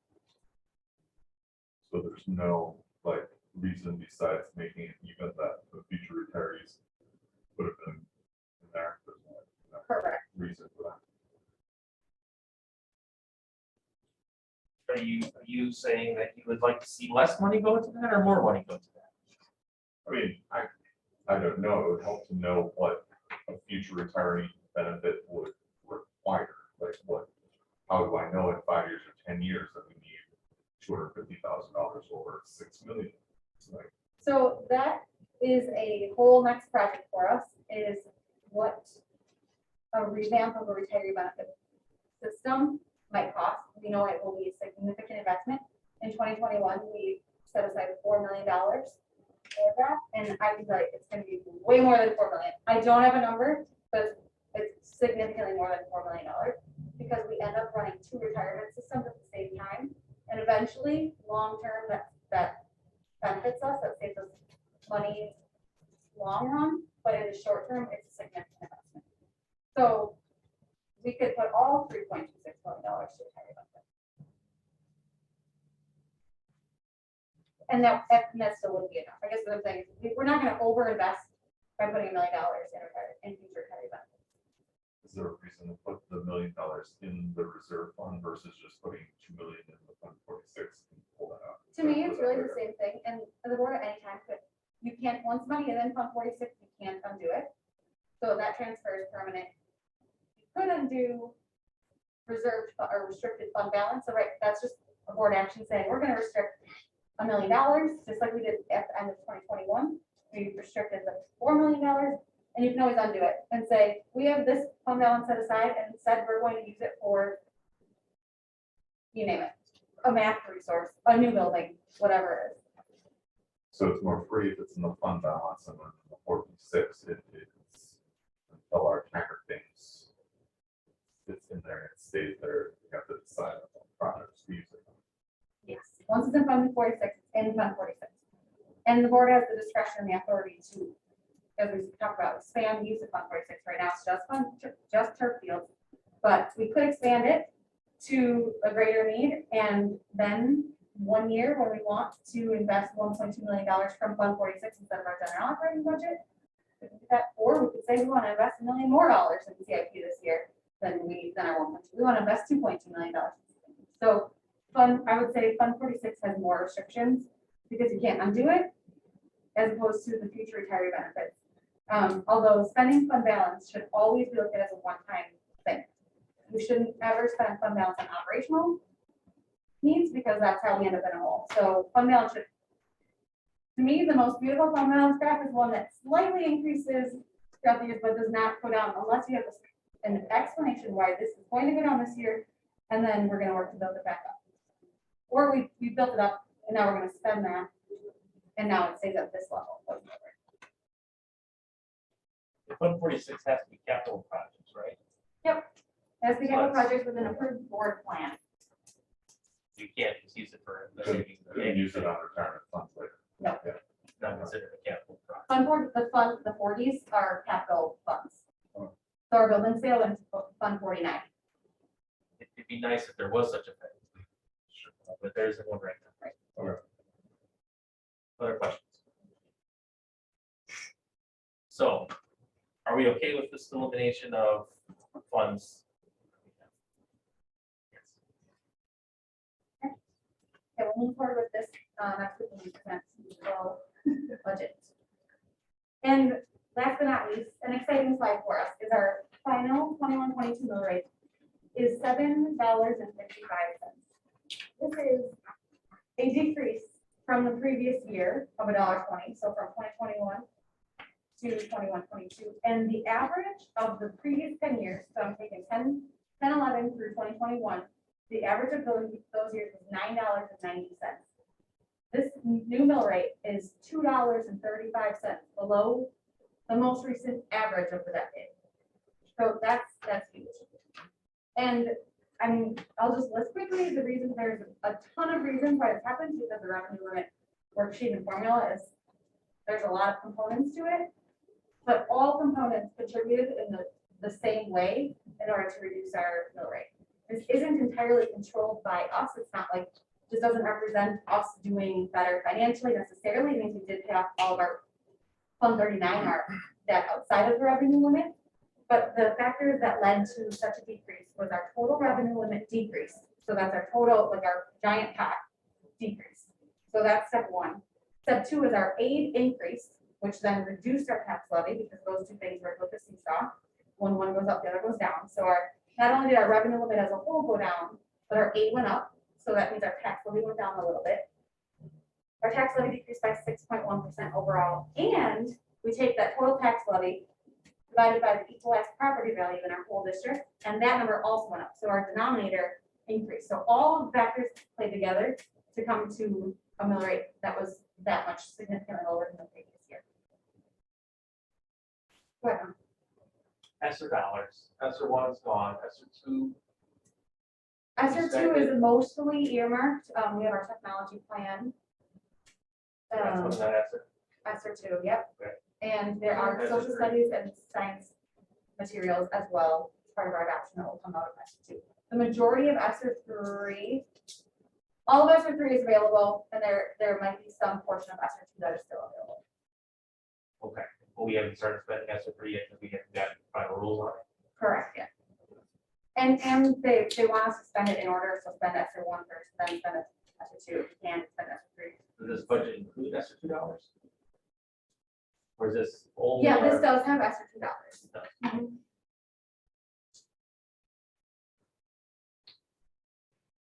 Questions on the budget workshop? Not, look for a motion to adjourn. Second. Motion seconded, any else in discussion? All those in favor? Aye. Opposed? Great, we are adjourned. Good, all right, so we'll reconvene into open session. I'd like to get a roll call, please. Mr. Eustruck, Here. Mr. Keller, Here. Mrs. Carr, Here. Mr. Sickich, Present. Mr. Burns, Here. Mrs. Kaiser, Here. Ms. Steele. Here. Mrs. Justin's excused, presently. Here. Okay, so we are going to do 7.3 discussion with Attorney Hartley, well, public participation at board meetings. So this is stemming from an incident that happened at our last meeting, where we had a member of the public who refused to put on a face mask. And there was certain things that myself and Attorney Hartley had discussed regarding what could be done in an attempt to try and get the public to comply with our face mask policy, which was followed. But there was some confusion among board members, some discussion that had to happen to try to let people know what was going on, a certain process that was being used in that instance. And so I wanted to have this meeting so that we all could be on the same page about what the practices and procedures would be if that incident hopefully never happens again, but if it does, what sorts of things that we would have to do. So, as you guys are likely aware, you do have a policy that covers public participation, and it does set out some ground rules for the expectations for anybody that comes in, participates in the board meetings, and specifically provides comment at the board meeting. And so the mechanisms that were followed last week are consistent with that policy, but there are numerous different options available, and it kind of depends on what's going on at that meeting, the significance of the interruption, the importance of the policy or procedure that perhaps is not being followed. Your district, not like many other districts in the state, has had mask policies in place. And what we know is that not every member of the public has been abiding by those at board meetings, or there's been other outbursts at board meetings that interferes with maybe it causes some safety risks, or it just interrupts the efficiency and orderly conduct of the meeting. Okay, and so some of the procedures in place are meant to help make sure everybody's safe and also make sure that the board meetings are running efficiently and you're able to get to the business that you need to get to. Some of the things that we have discussed historically have been using those mechanisms in the policies, reminding people at the beginning of the meeting that these are things that can happen if policies and reasonable decorum or the rules for public participation aren't being followed, and then actually following through on them. That can be an important piece of it, because otherwise, if nothing ever happens as a result, then people don't. I mean, I still and then nothing happens, then they just do it again, right? And so, but we also are trying to be fair to the people that are there and what steps are appropriate to make sure everybody's able to be safe and also heard as appropriately during the meeting. One of the important things is, and I believe this is still the case, you guys do have virtual participation. Is that still going on? Yep. Okay, so that's a good avenue that provides another mechanism for people if perhaps you have to give somebody a warning and then say, you're still not complying, you're going to have to leave. They still have the ability to participate remotely as well. My understanding last week was it was related to the mask policy not being followed. Some warnings were given throughout the meeting, it still wasn't followed. And so then some of the other options were in place after I think there were some other meetings where we tried other steps and it still wasn't successful, or there's kind of, what? After this is the first time where someone just refused to comply Okay. and would not move. We do have a second area that is just off from the boardroom, that the elevator lobby area. That is set up for people who don't want to wear a mask. And is that, now that's gonna be an approach being used, right? It was used then. Okay, but that That makes was sense. offered along with the virtual option, and all were refused. Okay. On the way instance. So, everything that was done was, like I said, consistent with your policy. We are just trying to make sure, obviously, that everybody's safe. You're able to enforce your policies later on, so it doesn't look discriminatory towards one person versus the other. And make sure that you guys are able to get to your business as needed. We've talked about other options, but there is the ability to ask one person to leave. That can be used. Some of the risk with that is enforcement of it, and do we have an SRO or an officer that's willing to enforce that and help, because we don't want to put in harm's way, nor do we want to put any of you in harm's way. So there's a balancing that needs to be done. We've talked with Noah about that and making sure that we kind of try to ramp up, give the warnings, try to give the ability to comply, and when that doesn't fail, no, it doesn't work, then you ramp up to either the person leaves, or you call a recess, or you adjourn the meeting. I have had meetings that were just adjourned and then they scheduled it virtually. I've been adjourned and then they carried things over to another day. We've talked about the important thing of moving up the necessary items on the agenda if people aren't complying or it becomes too disruptive, because we know we have seen in districts, not group districts, there's other districts where it's, and you see on the news, it's gotten very disorderly, a lot of yelling, things can become unsafe. And so our biggest thing is make sure everybody's safe. I don't want any staff put in harm's way. We don't want you guys put in harm's way, but hopefully people will start complying to get to business of the district, and that's the important thing, right? Yes. I have two comments. One, a complaint we heard was, it's on the agenda, it has to be heard. Is that true? Because our policy says shall, as in like, it isn't optional. It says shall, but then there's also provisions within it that say that these are things that can be done to, if there's an issue that goes on. And the other thing you have to keep in mind, that public comment is not required by the law, okay? It's a mechanism of policy within each district. So then looking through it, and I know that I commented on that the other day, looking through it, there was other provisions in it that these are the mechanisms that are used. Even though it said shall, it was on the agenda. However, then you have those abilities to control it if people aren't complying and there's cause for concern. My other comment was based on decorum. I know we've had people in the audience or in the public yell comments or try to interject themselves into the conversation. I know a couple of people who were there that night who were not part of the issue were saying that group was swearing and all this kind of stuff, although we couldn't hear. Is it just gets to the point where it's disrupting our meeting? Should it stop?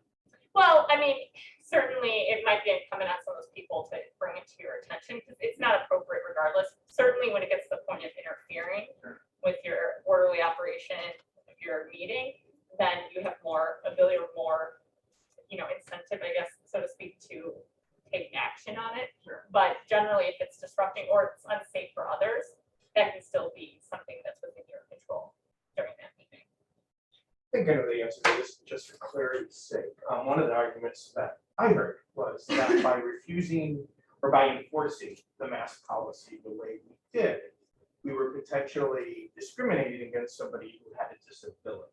My argument to that is that we had an area right outside in the lobby area that was providing reasonable accommodations for such a situation. Yep. Is that accurate? I would agree with that. Certainly, I don't believe a court has actually ruled on that, but I do believe that there's lots of arguments in favor that this isn't discriminatory. In fact, it's a neutral rule that's applied across the board to anyone for any reason that they're wearing it, regardless of disability or other reason that somebody would not be wearing it. So, and there's a compelling interest, and that's the safety interest of everybody. And so there are certainly arguments that in favor of it not being discriminatory. Thank you. Yes, Well, there yeah, are other options available. There's another space. There's the ability to view and comment online, which is an important accommodation for people. I guess a follow-up, since the purpose of this is to make sure that we're on the same page. my observation from last week, and I shared this with Noah, I think we identified a problem at the beginning and a warning was given. I think going forward, if we want to enforce this, I think last week was handled slightly incorrectly because I think we should have just handled the business, the action items that we should have voted on. And everything else at that point should have been taken. I think by dragging it on, it gave an impression of being a punishment on top of an enforcement, which I don't know is what we want to come across as. I feel as though it makes sense to enforce it, because if we're expecting it in our schools, for us to not enforce it at the school board meeting would probably set a bad precedent. However, I think we should do that in a way that's reasonable and makes sense.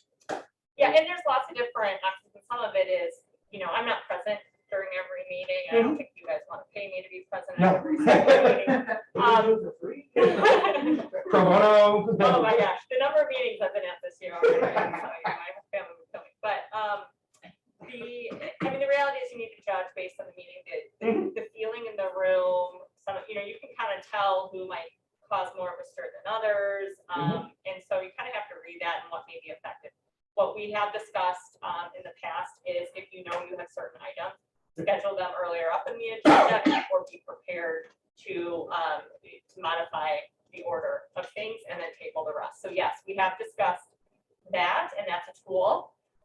And so think through that. If there's a hot topic on the agenda or something people are going to be coming for, should we have it the same night as some of these other things that we know we need to get done and it may not happen if people are fine. Okay, so those conversations are being had, and I know that you guys are talking about that, so you can be prepared. The other thing to do is potentially do a recess, and I'll just tell you, if I'm sitting at a meeting and somebody's not wearing a mask and we're sitting there in a recess, I'm sitting there probably pretty annoyed with that. That might put pressure on somebody to put on their mask. So there's some mechanisms like that may work, but it's kind of feeling it out and seeing what's going to work in that moment. And if you're hearing the grumbling, I've had something not just about masks, but to know that you can feel the temperature in the room. It was appropriate to call an adjournment because of the calendars for other reasons than just the mask. For a recess, is it appropriate to we stay where we are and the meeting shuts off, or do we should the expectation there? It doesn't matter. You can do. Again, feel out the room, but you can step out. I've had some where they've gone to a different area. You guys obviously can't be talking about board business when you get up and leave. So it may be wise to make sure you're spread out. Nobody thinks you're just having a meeting without everything. That's just more of a public perception. I'm sorry, I just wanted so the meeting that happened on Monday, the initial intent that Marty and I discussed was that we were going to move. What we did is we, at the modification section, moved our business, the public comments to the end of it. That was the first thing. So we get through the business, and we did the business first. And that initially was supposed to be the end. We were going to. I was just going to give another opportunity to put the face mask on at that point, and if they weren't, it was going to be an adjournment at that point. However, I did move back up because I remember that Kristen did want to have, it was Indigenous Peoples Day, something that she wanted to do. And so I did move back up into that section of the meeting so that could be done. And then it was going to end it. And then I think there was a confusion between Marty and myself because then he started going through more of the meeting. And so initially it was supposed to only be essentially our consent agenda and our action items for that evening, and then see if someone would comply. So what I would suggest moving forward in the situation, if it happens again, that if they refuse to move and refuse to put a mask on, that we would amend the agenda to move public comments to the end as we did last time. We would go through our consent agenda and our action items that we had for that night and get those completed. So for instance, we have the budget hearing next Monday. We have to do that.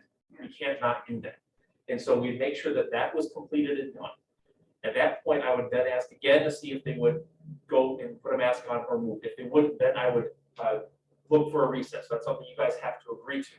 I would look for a motion to recess, and if we recess for 5 minutes, 10 minutes. Yeah, you can start with 5, still no compliance, do 10. By that, I'm telling you, if I was there, I'd be pretty annoyed. People are going to be getting frustrated, so I wouldn't be surprised if that puts some pressure on people to either put it on or go to the other space or access the meeting virtually. But again, it'll be feeling out that room and seeing how just want you guys to understand what the general plan would be, so that it wouldn't be a question of what are we doing or why are we doing it, okay? And then if we came out of the recess and they still were not in compliance, then I would look for an adjournment just from that point, and we could table whatever was left of it. That would be my. Yep, my and, plan. and still feel out the room, like I said, I've had someone, maybe not just about one or two people wearing a mask, but it's, more of a heated topic. Is there a safety concern? Is it gonna cause more of an issue with an adjournment versus a recess? And so some of it is on the spot decision-making about feeling that out. So that you guys are aware of that, and I've had those conversations with other districts as well, that do we need to move forward to have this item heard versus what, because that could cause more things, but you want to make sure everybody's safe. And, mask policy is a safety rule, especially right now, not everybody's vaccinated, the Delta variant going around, and those are compelling reasons to continue to try to enforce something and take the actions needed. Like, my feeling on, my opinion on the whole situation from last week was, why do we even start the meeting with the person in the audience? If that's our rules, and, that's how we're doing things, why would we start the meeting? Have the meeting go the entire time, adjust everything, and then leave the comments for at the end and say, you don't put your mask on, you can't sit, you can't speak. That's the rub. In that particular group, we know who they are. We deal with them for years, right? If you engage in a civil conversation with those people and you say, we're not going to start the meeting, we have the rules in our schools, currently we require masks. If you choose to refuse to not wear a mask, it's one person. Well, the meeting. And that's an option, that is an Let's not option do it. as well. And if she wants to, or he will, in our particular situation, maybe we can engage in some civil dialogue to try to convince them to put the mask on, or say, hey, if you choose to not wear your mask, we can always people can't talk. Nobody else can talk, but we're not gonna go on with our meeting. There's a room outside. And when it's done in a way that it's being told, and it's right here, they're not gonna listen to what you're gonna say, and you're not listening to what they're gonna say necessarily, because we're not on that page right now, right? So we need to have that dialogue, and we need to have that understanding, so we can have these meetings in a civil manner and not point fingers at each other and fight it, otherwise we're never gonna have meetings. And it's the same people showing up. We know these guys. And whether you believe one way or the other, they're allowed to be able to speak. And when you hold and say to them, you can't speak until you put your mask on, that's like taking gasoline and pouring it on a fire. That's your telling. They're not going to comply, regardless of what you say or how nice you are. So like I said, and in the future, we wouldn't go through the whole meeting, it'd just be the action items. And if we don't have compliance after a recess or adjournment, depending on how things are going, that would be it. It wouldn't just be public comments like it was last time. It would be everything else in there. I did go and speak with her multiple times, personally, just me standing here and her sitting there and asking her to do it. She told me under no circumstances was she going to do it. Under no circumstances was she going to do it. That's what she told me. I told her, and we did start the meeting late. I don't know if you noticed, we were 5 minutes late, which we were It's like everyone was telling, like, walking around whispering each other's ears. Right in front of, I'm like, what are we doing? That's why we're having this. Right. That's why we're having, that's why we're doing this, so that I don't have to do that again. We're not gonna, don't fight, we're not gonna start. So that's the thing, though. But We have then what do to. we do then if someone, they keep coming out to the meetings and they're not complying? And then we're saying, please comply at the beginning, so we're gonna shut down our meetings? We still have If it's action one- items if in it's one business. person, and it's the same person, and they don't comply, then we have the authorities that we can call, correct, right? Or we can have them come to the meeting, we've had them at our meetings before, right? That's the problem. Maybe we have it at the meeting on Monday. Okay, maybe the police presence at the meeting on Monday is there to say, hey, if you're not gonna comply, and I'm not gonna listen to you telling me to leave, right? Maybe have an officer in the room for that one particular meeting would be enough to say, maybe we'll discourage you because now we have someone here that will escort you out. Potentially, and what I would say is I know that we've talked about that in the past. I believe that, and I can't speak to your law enforcement, but there are some departments that won't enforce or help enforce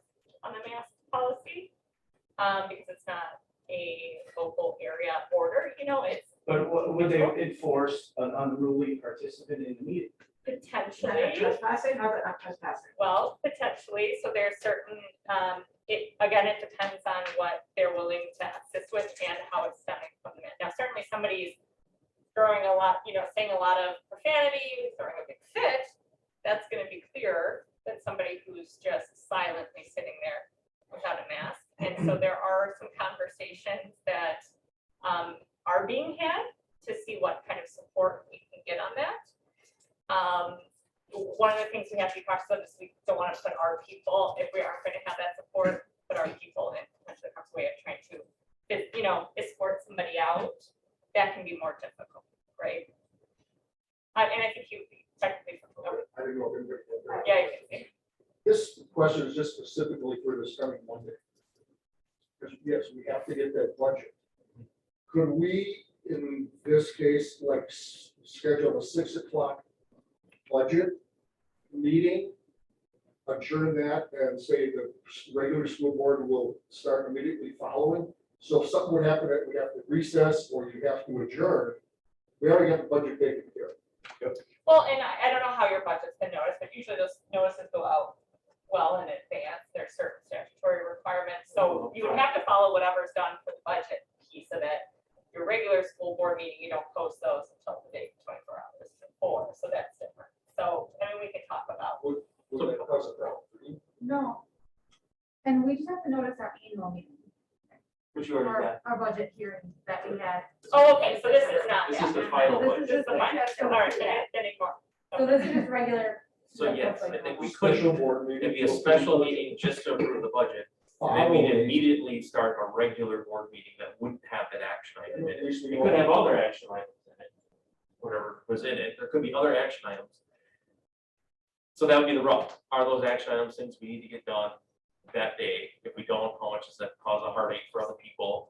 And if so, then we move it up so that we can still do that business. And if that's the case, let's just do everything together, not have two separate meetings. I guess if the only action item was the budget, then yes, I would agree with that. Then just have a special meeting and then have the other things be our consent agenda and then, the other stuff that's our meeting. The other alternative that we've talked about is just going back to virtual meetings for a time period. And I think, a lot of people like to have them in person, but if you can't get compliance and it's causing inefficiencies or you're not able to get to business. Actually, that'd be pretty good. Due to the fact we have people that will not be mask compliant, we are forced to go virtual. For the budget hearing or the budget piece of it, probably I would continue as. We'll see. Although it's not the Yeah, actual. I think it's something we can put our back. It's something to consider. Yeah, and So- I just bring up. There's four other hands. Kristen, I saw you first. Did you- No, I'm good. I'm Okay. good, thank you. Jane, Well, I just want to say that there's kind of two scenarios. In the scenario where if somebody is actually disrupting, I think what Noah's saying is what I would want to see, like where we say, we're just gonna do action items that we're gonna follow that and we're all gonna agree on that. But I think when it was what happened on Monday, where it was just somebody who wasn't in compliance, I think that it should be, you may not speak because you're not in compliance, but the other people may. I feel like we should have let the other people speak. And she just should have been, I'm sorry, but you're not allowed, you're not in compliance. And Noah was really clear about that. So why would we stop our meeting? Because that's And- discriminatory to say you can't at that point, Because, correct? well, she's not in compliance and everybody else was. There was a woman there that waited 2 hours. I didn't know who she was, but she was clearly then penalized because She of took her mask off. somebody out of compliance. She took her mask off. Did she? I Yeah, guess she she did. She had it on a certain sense. Well, I mean. Yeah, you know and what again, mean? I I'm wasn't there. saying, I would say that there's different, it's kind of reading the room. What have you tried and it's not been effective? I think there's pros and cons to every approach. And so I think today, Noah's trying to look at, okay, for you guys to understand why certain things are being done and the different mechanisms that are available and trying to get more of a, this is how we're going to handle it. But I will say, I think some of it's just reading the room and figuring out what's going to be best overall. And that's part of Noah as the presiding officer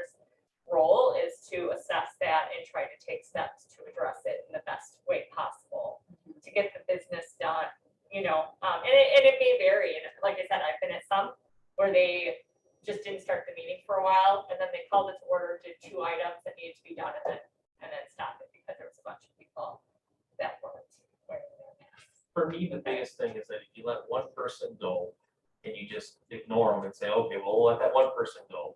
And then what if it multiplies? Or, And we've had it in our schools. right, and what if that person, when we say you can't talk, refuses to comply with that and comes up to the microphone anyways and starts talking? So they've already shown that they're unwilling to listen and abide by the rules we have. What's to make me think that they're gonna not talk when we say you can't talk because you're wearing a mask? So that just increases the possibility of having to then, okay, now I gotta immediately shut down the meeting because we don't want her to be able to speak because she's not complying with our rules. I'm trying to stop it before it gets to the way far end of things and say, look, you're not gonna comply if it's one person or 50 people. These are the things we're going to do. We do what we need to do, and then we're gonna leave. And then, and what we did on Monday, maybe not everyone agreed with exactly how it went down, but it showed everybody we're serious about our policies and we're gonna enforce them one way or another the best that we can. I would love to have law enforcement's help with this so that one person would not affect it. It does not appear that we're gonna get that help. We're looking at other avenues, the possibility of doing that, but it's not something that at this juncture, it looks like we're gonna be able to have someone there to say, hey, you're not abiding by the rule. And if they're not basically disorderly, is what we've been told, if they're not disorderly, they're not going to escort them from the premises. Now, that's, it just, where we have, and actually maybe works if it came out publicly, that, there was a letter sent to one person that was pretty egregious in their comments to be threatening and then also not wearing masks. Hasn't been accessed, that person's not accessed. And we, there are measures that can be taken to ramp that up, and a letter that says that if you do this again, this is what's gonna happen, you do it again, you're gonna be not allowed on property, trespassing, or you're only gonna be, so there's different mechanisms that can be done that way on more of an individual basis. You're certainly not gonna, and that's hopefully a rare situation, but when it comes to people's safety, that's something that has to be considered as well. And so in appropriate situations that would be used. Preference is to hopefully get people to comply by using some of these other mechanisms and showing that you seriously are enforcing it in a non-discriminatory way across the board. This is how we're going to react when somebody doesn't comply with one of our rules that we believe is very appropriate and we have a compelling reason for having it. Right. So I kind of like the idea of not starting the meeting until they comply, and if they're not going to comply, adjourning to virtual. Which that's a great idea. You have to notice that. Well, and that's just the thing. I think what we'd have to do is you stop the meeting and then get it noticed for a virtual meeting at least 24 hours later, right? It's gonna be that day. So, I mean, so there's some We're all timing, willing to do that? because then you guys have to be able to make it for those subsequent meetings. Right, I mean, Yeah, like, this I is don't know. like, Schedule a lot of meetings. I mean, that's hard, but Whatever all of your ideas are, that's fine. I'm just saying I like that idea. yeah, So so I'm saying, are we all? I don't know. That's to you guys. I'm just expressing where I'm at. Yeah. The other part is that I would like to see if they're going to comply, and then they decide, well, now that's all done, so I'm gonna take it off because nobody's talking. I think we should stop it again, because anytime that anyone's mask is on, stop, because otherwise then we're all in there, we're all going to then be still putting people at risk because someone else is not complying with the mask orders. The other part that I have a question about is that when we did what we did last week and we adjourned, then is there an issue because then people were still talking? The board was in there, so we had a quorum. Is that an issue if we don't leave and people are still talking, or we're talking at them? Because we're technically. well, as a group. just you guys being present. I mean, usually when you guys are present, we notice it just to make sure there's nothing wrong. But just you guys all being present, you just shouldn't be talking about board action items, board matters. Is the mask order of board matter? Because there was argument against what we could or couldn't do, and then there's talking about the masks and you have to wear masks and that. I'd Is that have an to issue? review it to see if there's an issue. I mean, generally, I would say, don't talk about board business after it. It wasn't like it was a board action item, it's just, here's our policy. I mean, think about that. In any situation, you could have an administrator talking about, this is our policy. So likely I don't see an issue with it, but just, you know, anytime you guys are together, you shouldn't be discussing matters unless it's at a meeting, right? And that's just the general rule. And you have a couple new board members here. How many are new? Three. Okay, and so it's probably, I mean, we can talk about later, but another time to talk about some of those general concepts of, you know, forums, walking forums, what does that mean? Maybe yes, I have. I just want to say that, you know, we've put a lot of time and effort in the fact committee. We're trying our hardest to move forward with their recommendations, and that's going to take the community to be behind us.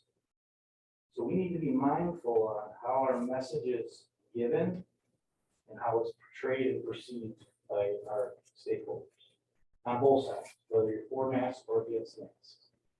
And I think we don't want to give any type of bulletin board material to either side of the spectrum when it comes to the decisions that we want the community to make for us and what we're pushing for. So when we go forward with these meetings, we have to be mindful of that.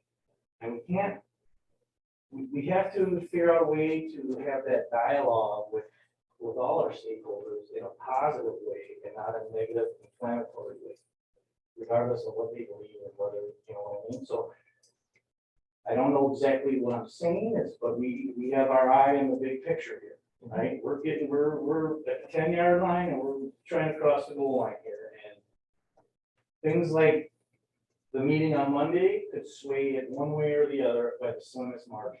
So just as we move forward, you know, this is my salesman speeches. You don't want to ruin the deal, right? And I'm not saying compromise your feelings or your morals or anything like that, but be mindful that there's two sides to what we're doing. Okay, I mean, it's not about feelings or morals, it's about our mask policy. And at the end of the day, we have to enforce our mask policy. Exactly. Okay, I look at those guys from Hebrew there, I was there. They put up a statement like the first couple of weeks, but now they come in, they put their mask on, they sit down, they come up and wear it. Yeah. What they do after that? Yeah. I don't care. That's exactly. It doesn't matter, and I speak to them, I believe in our mask policy. and I've talked to them, and they've been fine. It just, this person I've never seen before, Kate. We've never had this happen, where someone absolutely refused, either the person would leave, and this happened in the past, or they put a mask on, one of the two. And so I presume that would happen again, and it did. So we were in a situation that I'd never been in before. Luckily, I had discussed some recourses with Attorney Hartley and with Dr. Lexman of what we could do, you know, what could be done to try to do it. And that's what we went through, but because everyone was not aware of what those things were, that is why I wanted to have this meeting tonight. Because I don't, if it happens again, I really hope it doesn't. If everyone at home is listening, I don't want it to happen again. This was a good call. But I just want to make sure that we know this will be the procedure that we're going to follow. It's nothing personal to anyone.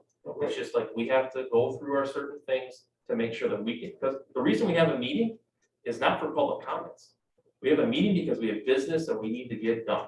And that's what they're there to do at the end of the day. We add public comments because we do want to hear from our constituency. That is 100% true. But everyone has to abide by our rules in our house, and they can abide by their rules in their house, and that's all we ever ask. So I agree, Bill. You know, we have a big question that's completely set aside from this masking issue, and hopefully people don't connect the two. But if they do, there's not a lot we can do about it. I'm definitely going to enforce the mask policy while we have it at our board meetings. Yeah. That's not what I'm saying. I'm saying the message and how you give the message. And, you know, I agree with them. I agree with policy. I agree with policy. 100%. Okay.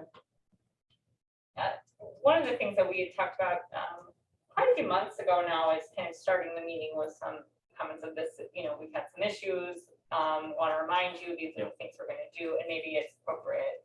Softer approach. You know, again, read the room, read what's going on, how many people are not complying, that kind of thing. A lot of that, you know, I'm not there, you kind of have to assess, well, what's the situation at that time. But reminding them, why are we here? What's the purpose? We want everybody to be able to be heard and everybody to be able to be safe in their meeting to operate in an orderly manner, and so we can get to our business. And so having some of those reminders of the reason why we have these rules and they apply to everybody. Now let's go ahead and have a good meeting. You know, some of those things can be done as well, and maybe that achieves some of your. So are there any questions or any other comments about this? I like what Claire said there. With this next meeting, because to just send someone on a go virtual would be that, but in that opening statement, you could say, you know, we're gonna be forced to do virtual meetings if people attending are not gonna be mask compliant. We don't wanna do it, but you're gonna force us to do it. Sure. We Yeah, want to hear from everybody. We Right. want to give Right, everybody exactly. their time. I mean, let's not tell people they're forcing us, like, stop their approach. Come up with your most inspiring words to start the meeting. That's what I'm looking for. I mean, uniting. I mean, yes or no. If I can get people to buy into what you're saying. If I go to somebody's house and they ask me to take my shoes off because they don't want me traipsing dirt through the floor, I'm gonna take my shoes off. So if we're asking people nicely to take a mask off and they don't, at that point, I don't care if we're using a soft approach. Yeah, I mean, they're not following, the simple. They're not gonna rules. support our referendum anyway. I think there's a, like I said, it's reading the room, ramping it up, you know. I speak with them personally. I go, it's not a big public thing at first. I go and talk to them very quietly and ask them, hey, we have a masking policy in place. Can you please put a mask on? And so far that worked until last month. So I mean, if someone has decided that they're not, they absolutely refuse to put a mask on regardless, and for whatever reason aren't going to use the space that we've set aside for them because they're there, there's not much else we can do if we don't have a law enforcement officer there to help us out. That's basically where we're at. So is everyone comfortable with the plan that has been laid out for what will happen if it happens again in the future? Just so that we all understand, if I'm asking for a recess or adjournment, that's the reason why. It will be planned that we go through our consent agenda first, or any action items after that. We will take a look at the agenda for this next Monday and see what other things are in that. And then we'll go forward if we get to have a separate special meeting just for the budget without any comments ahead of time.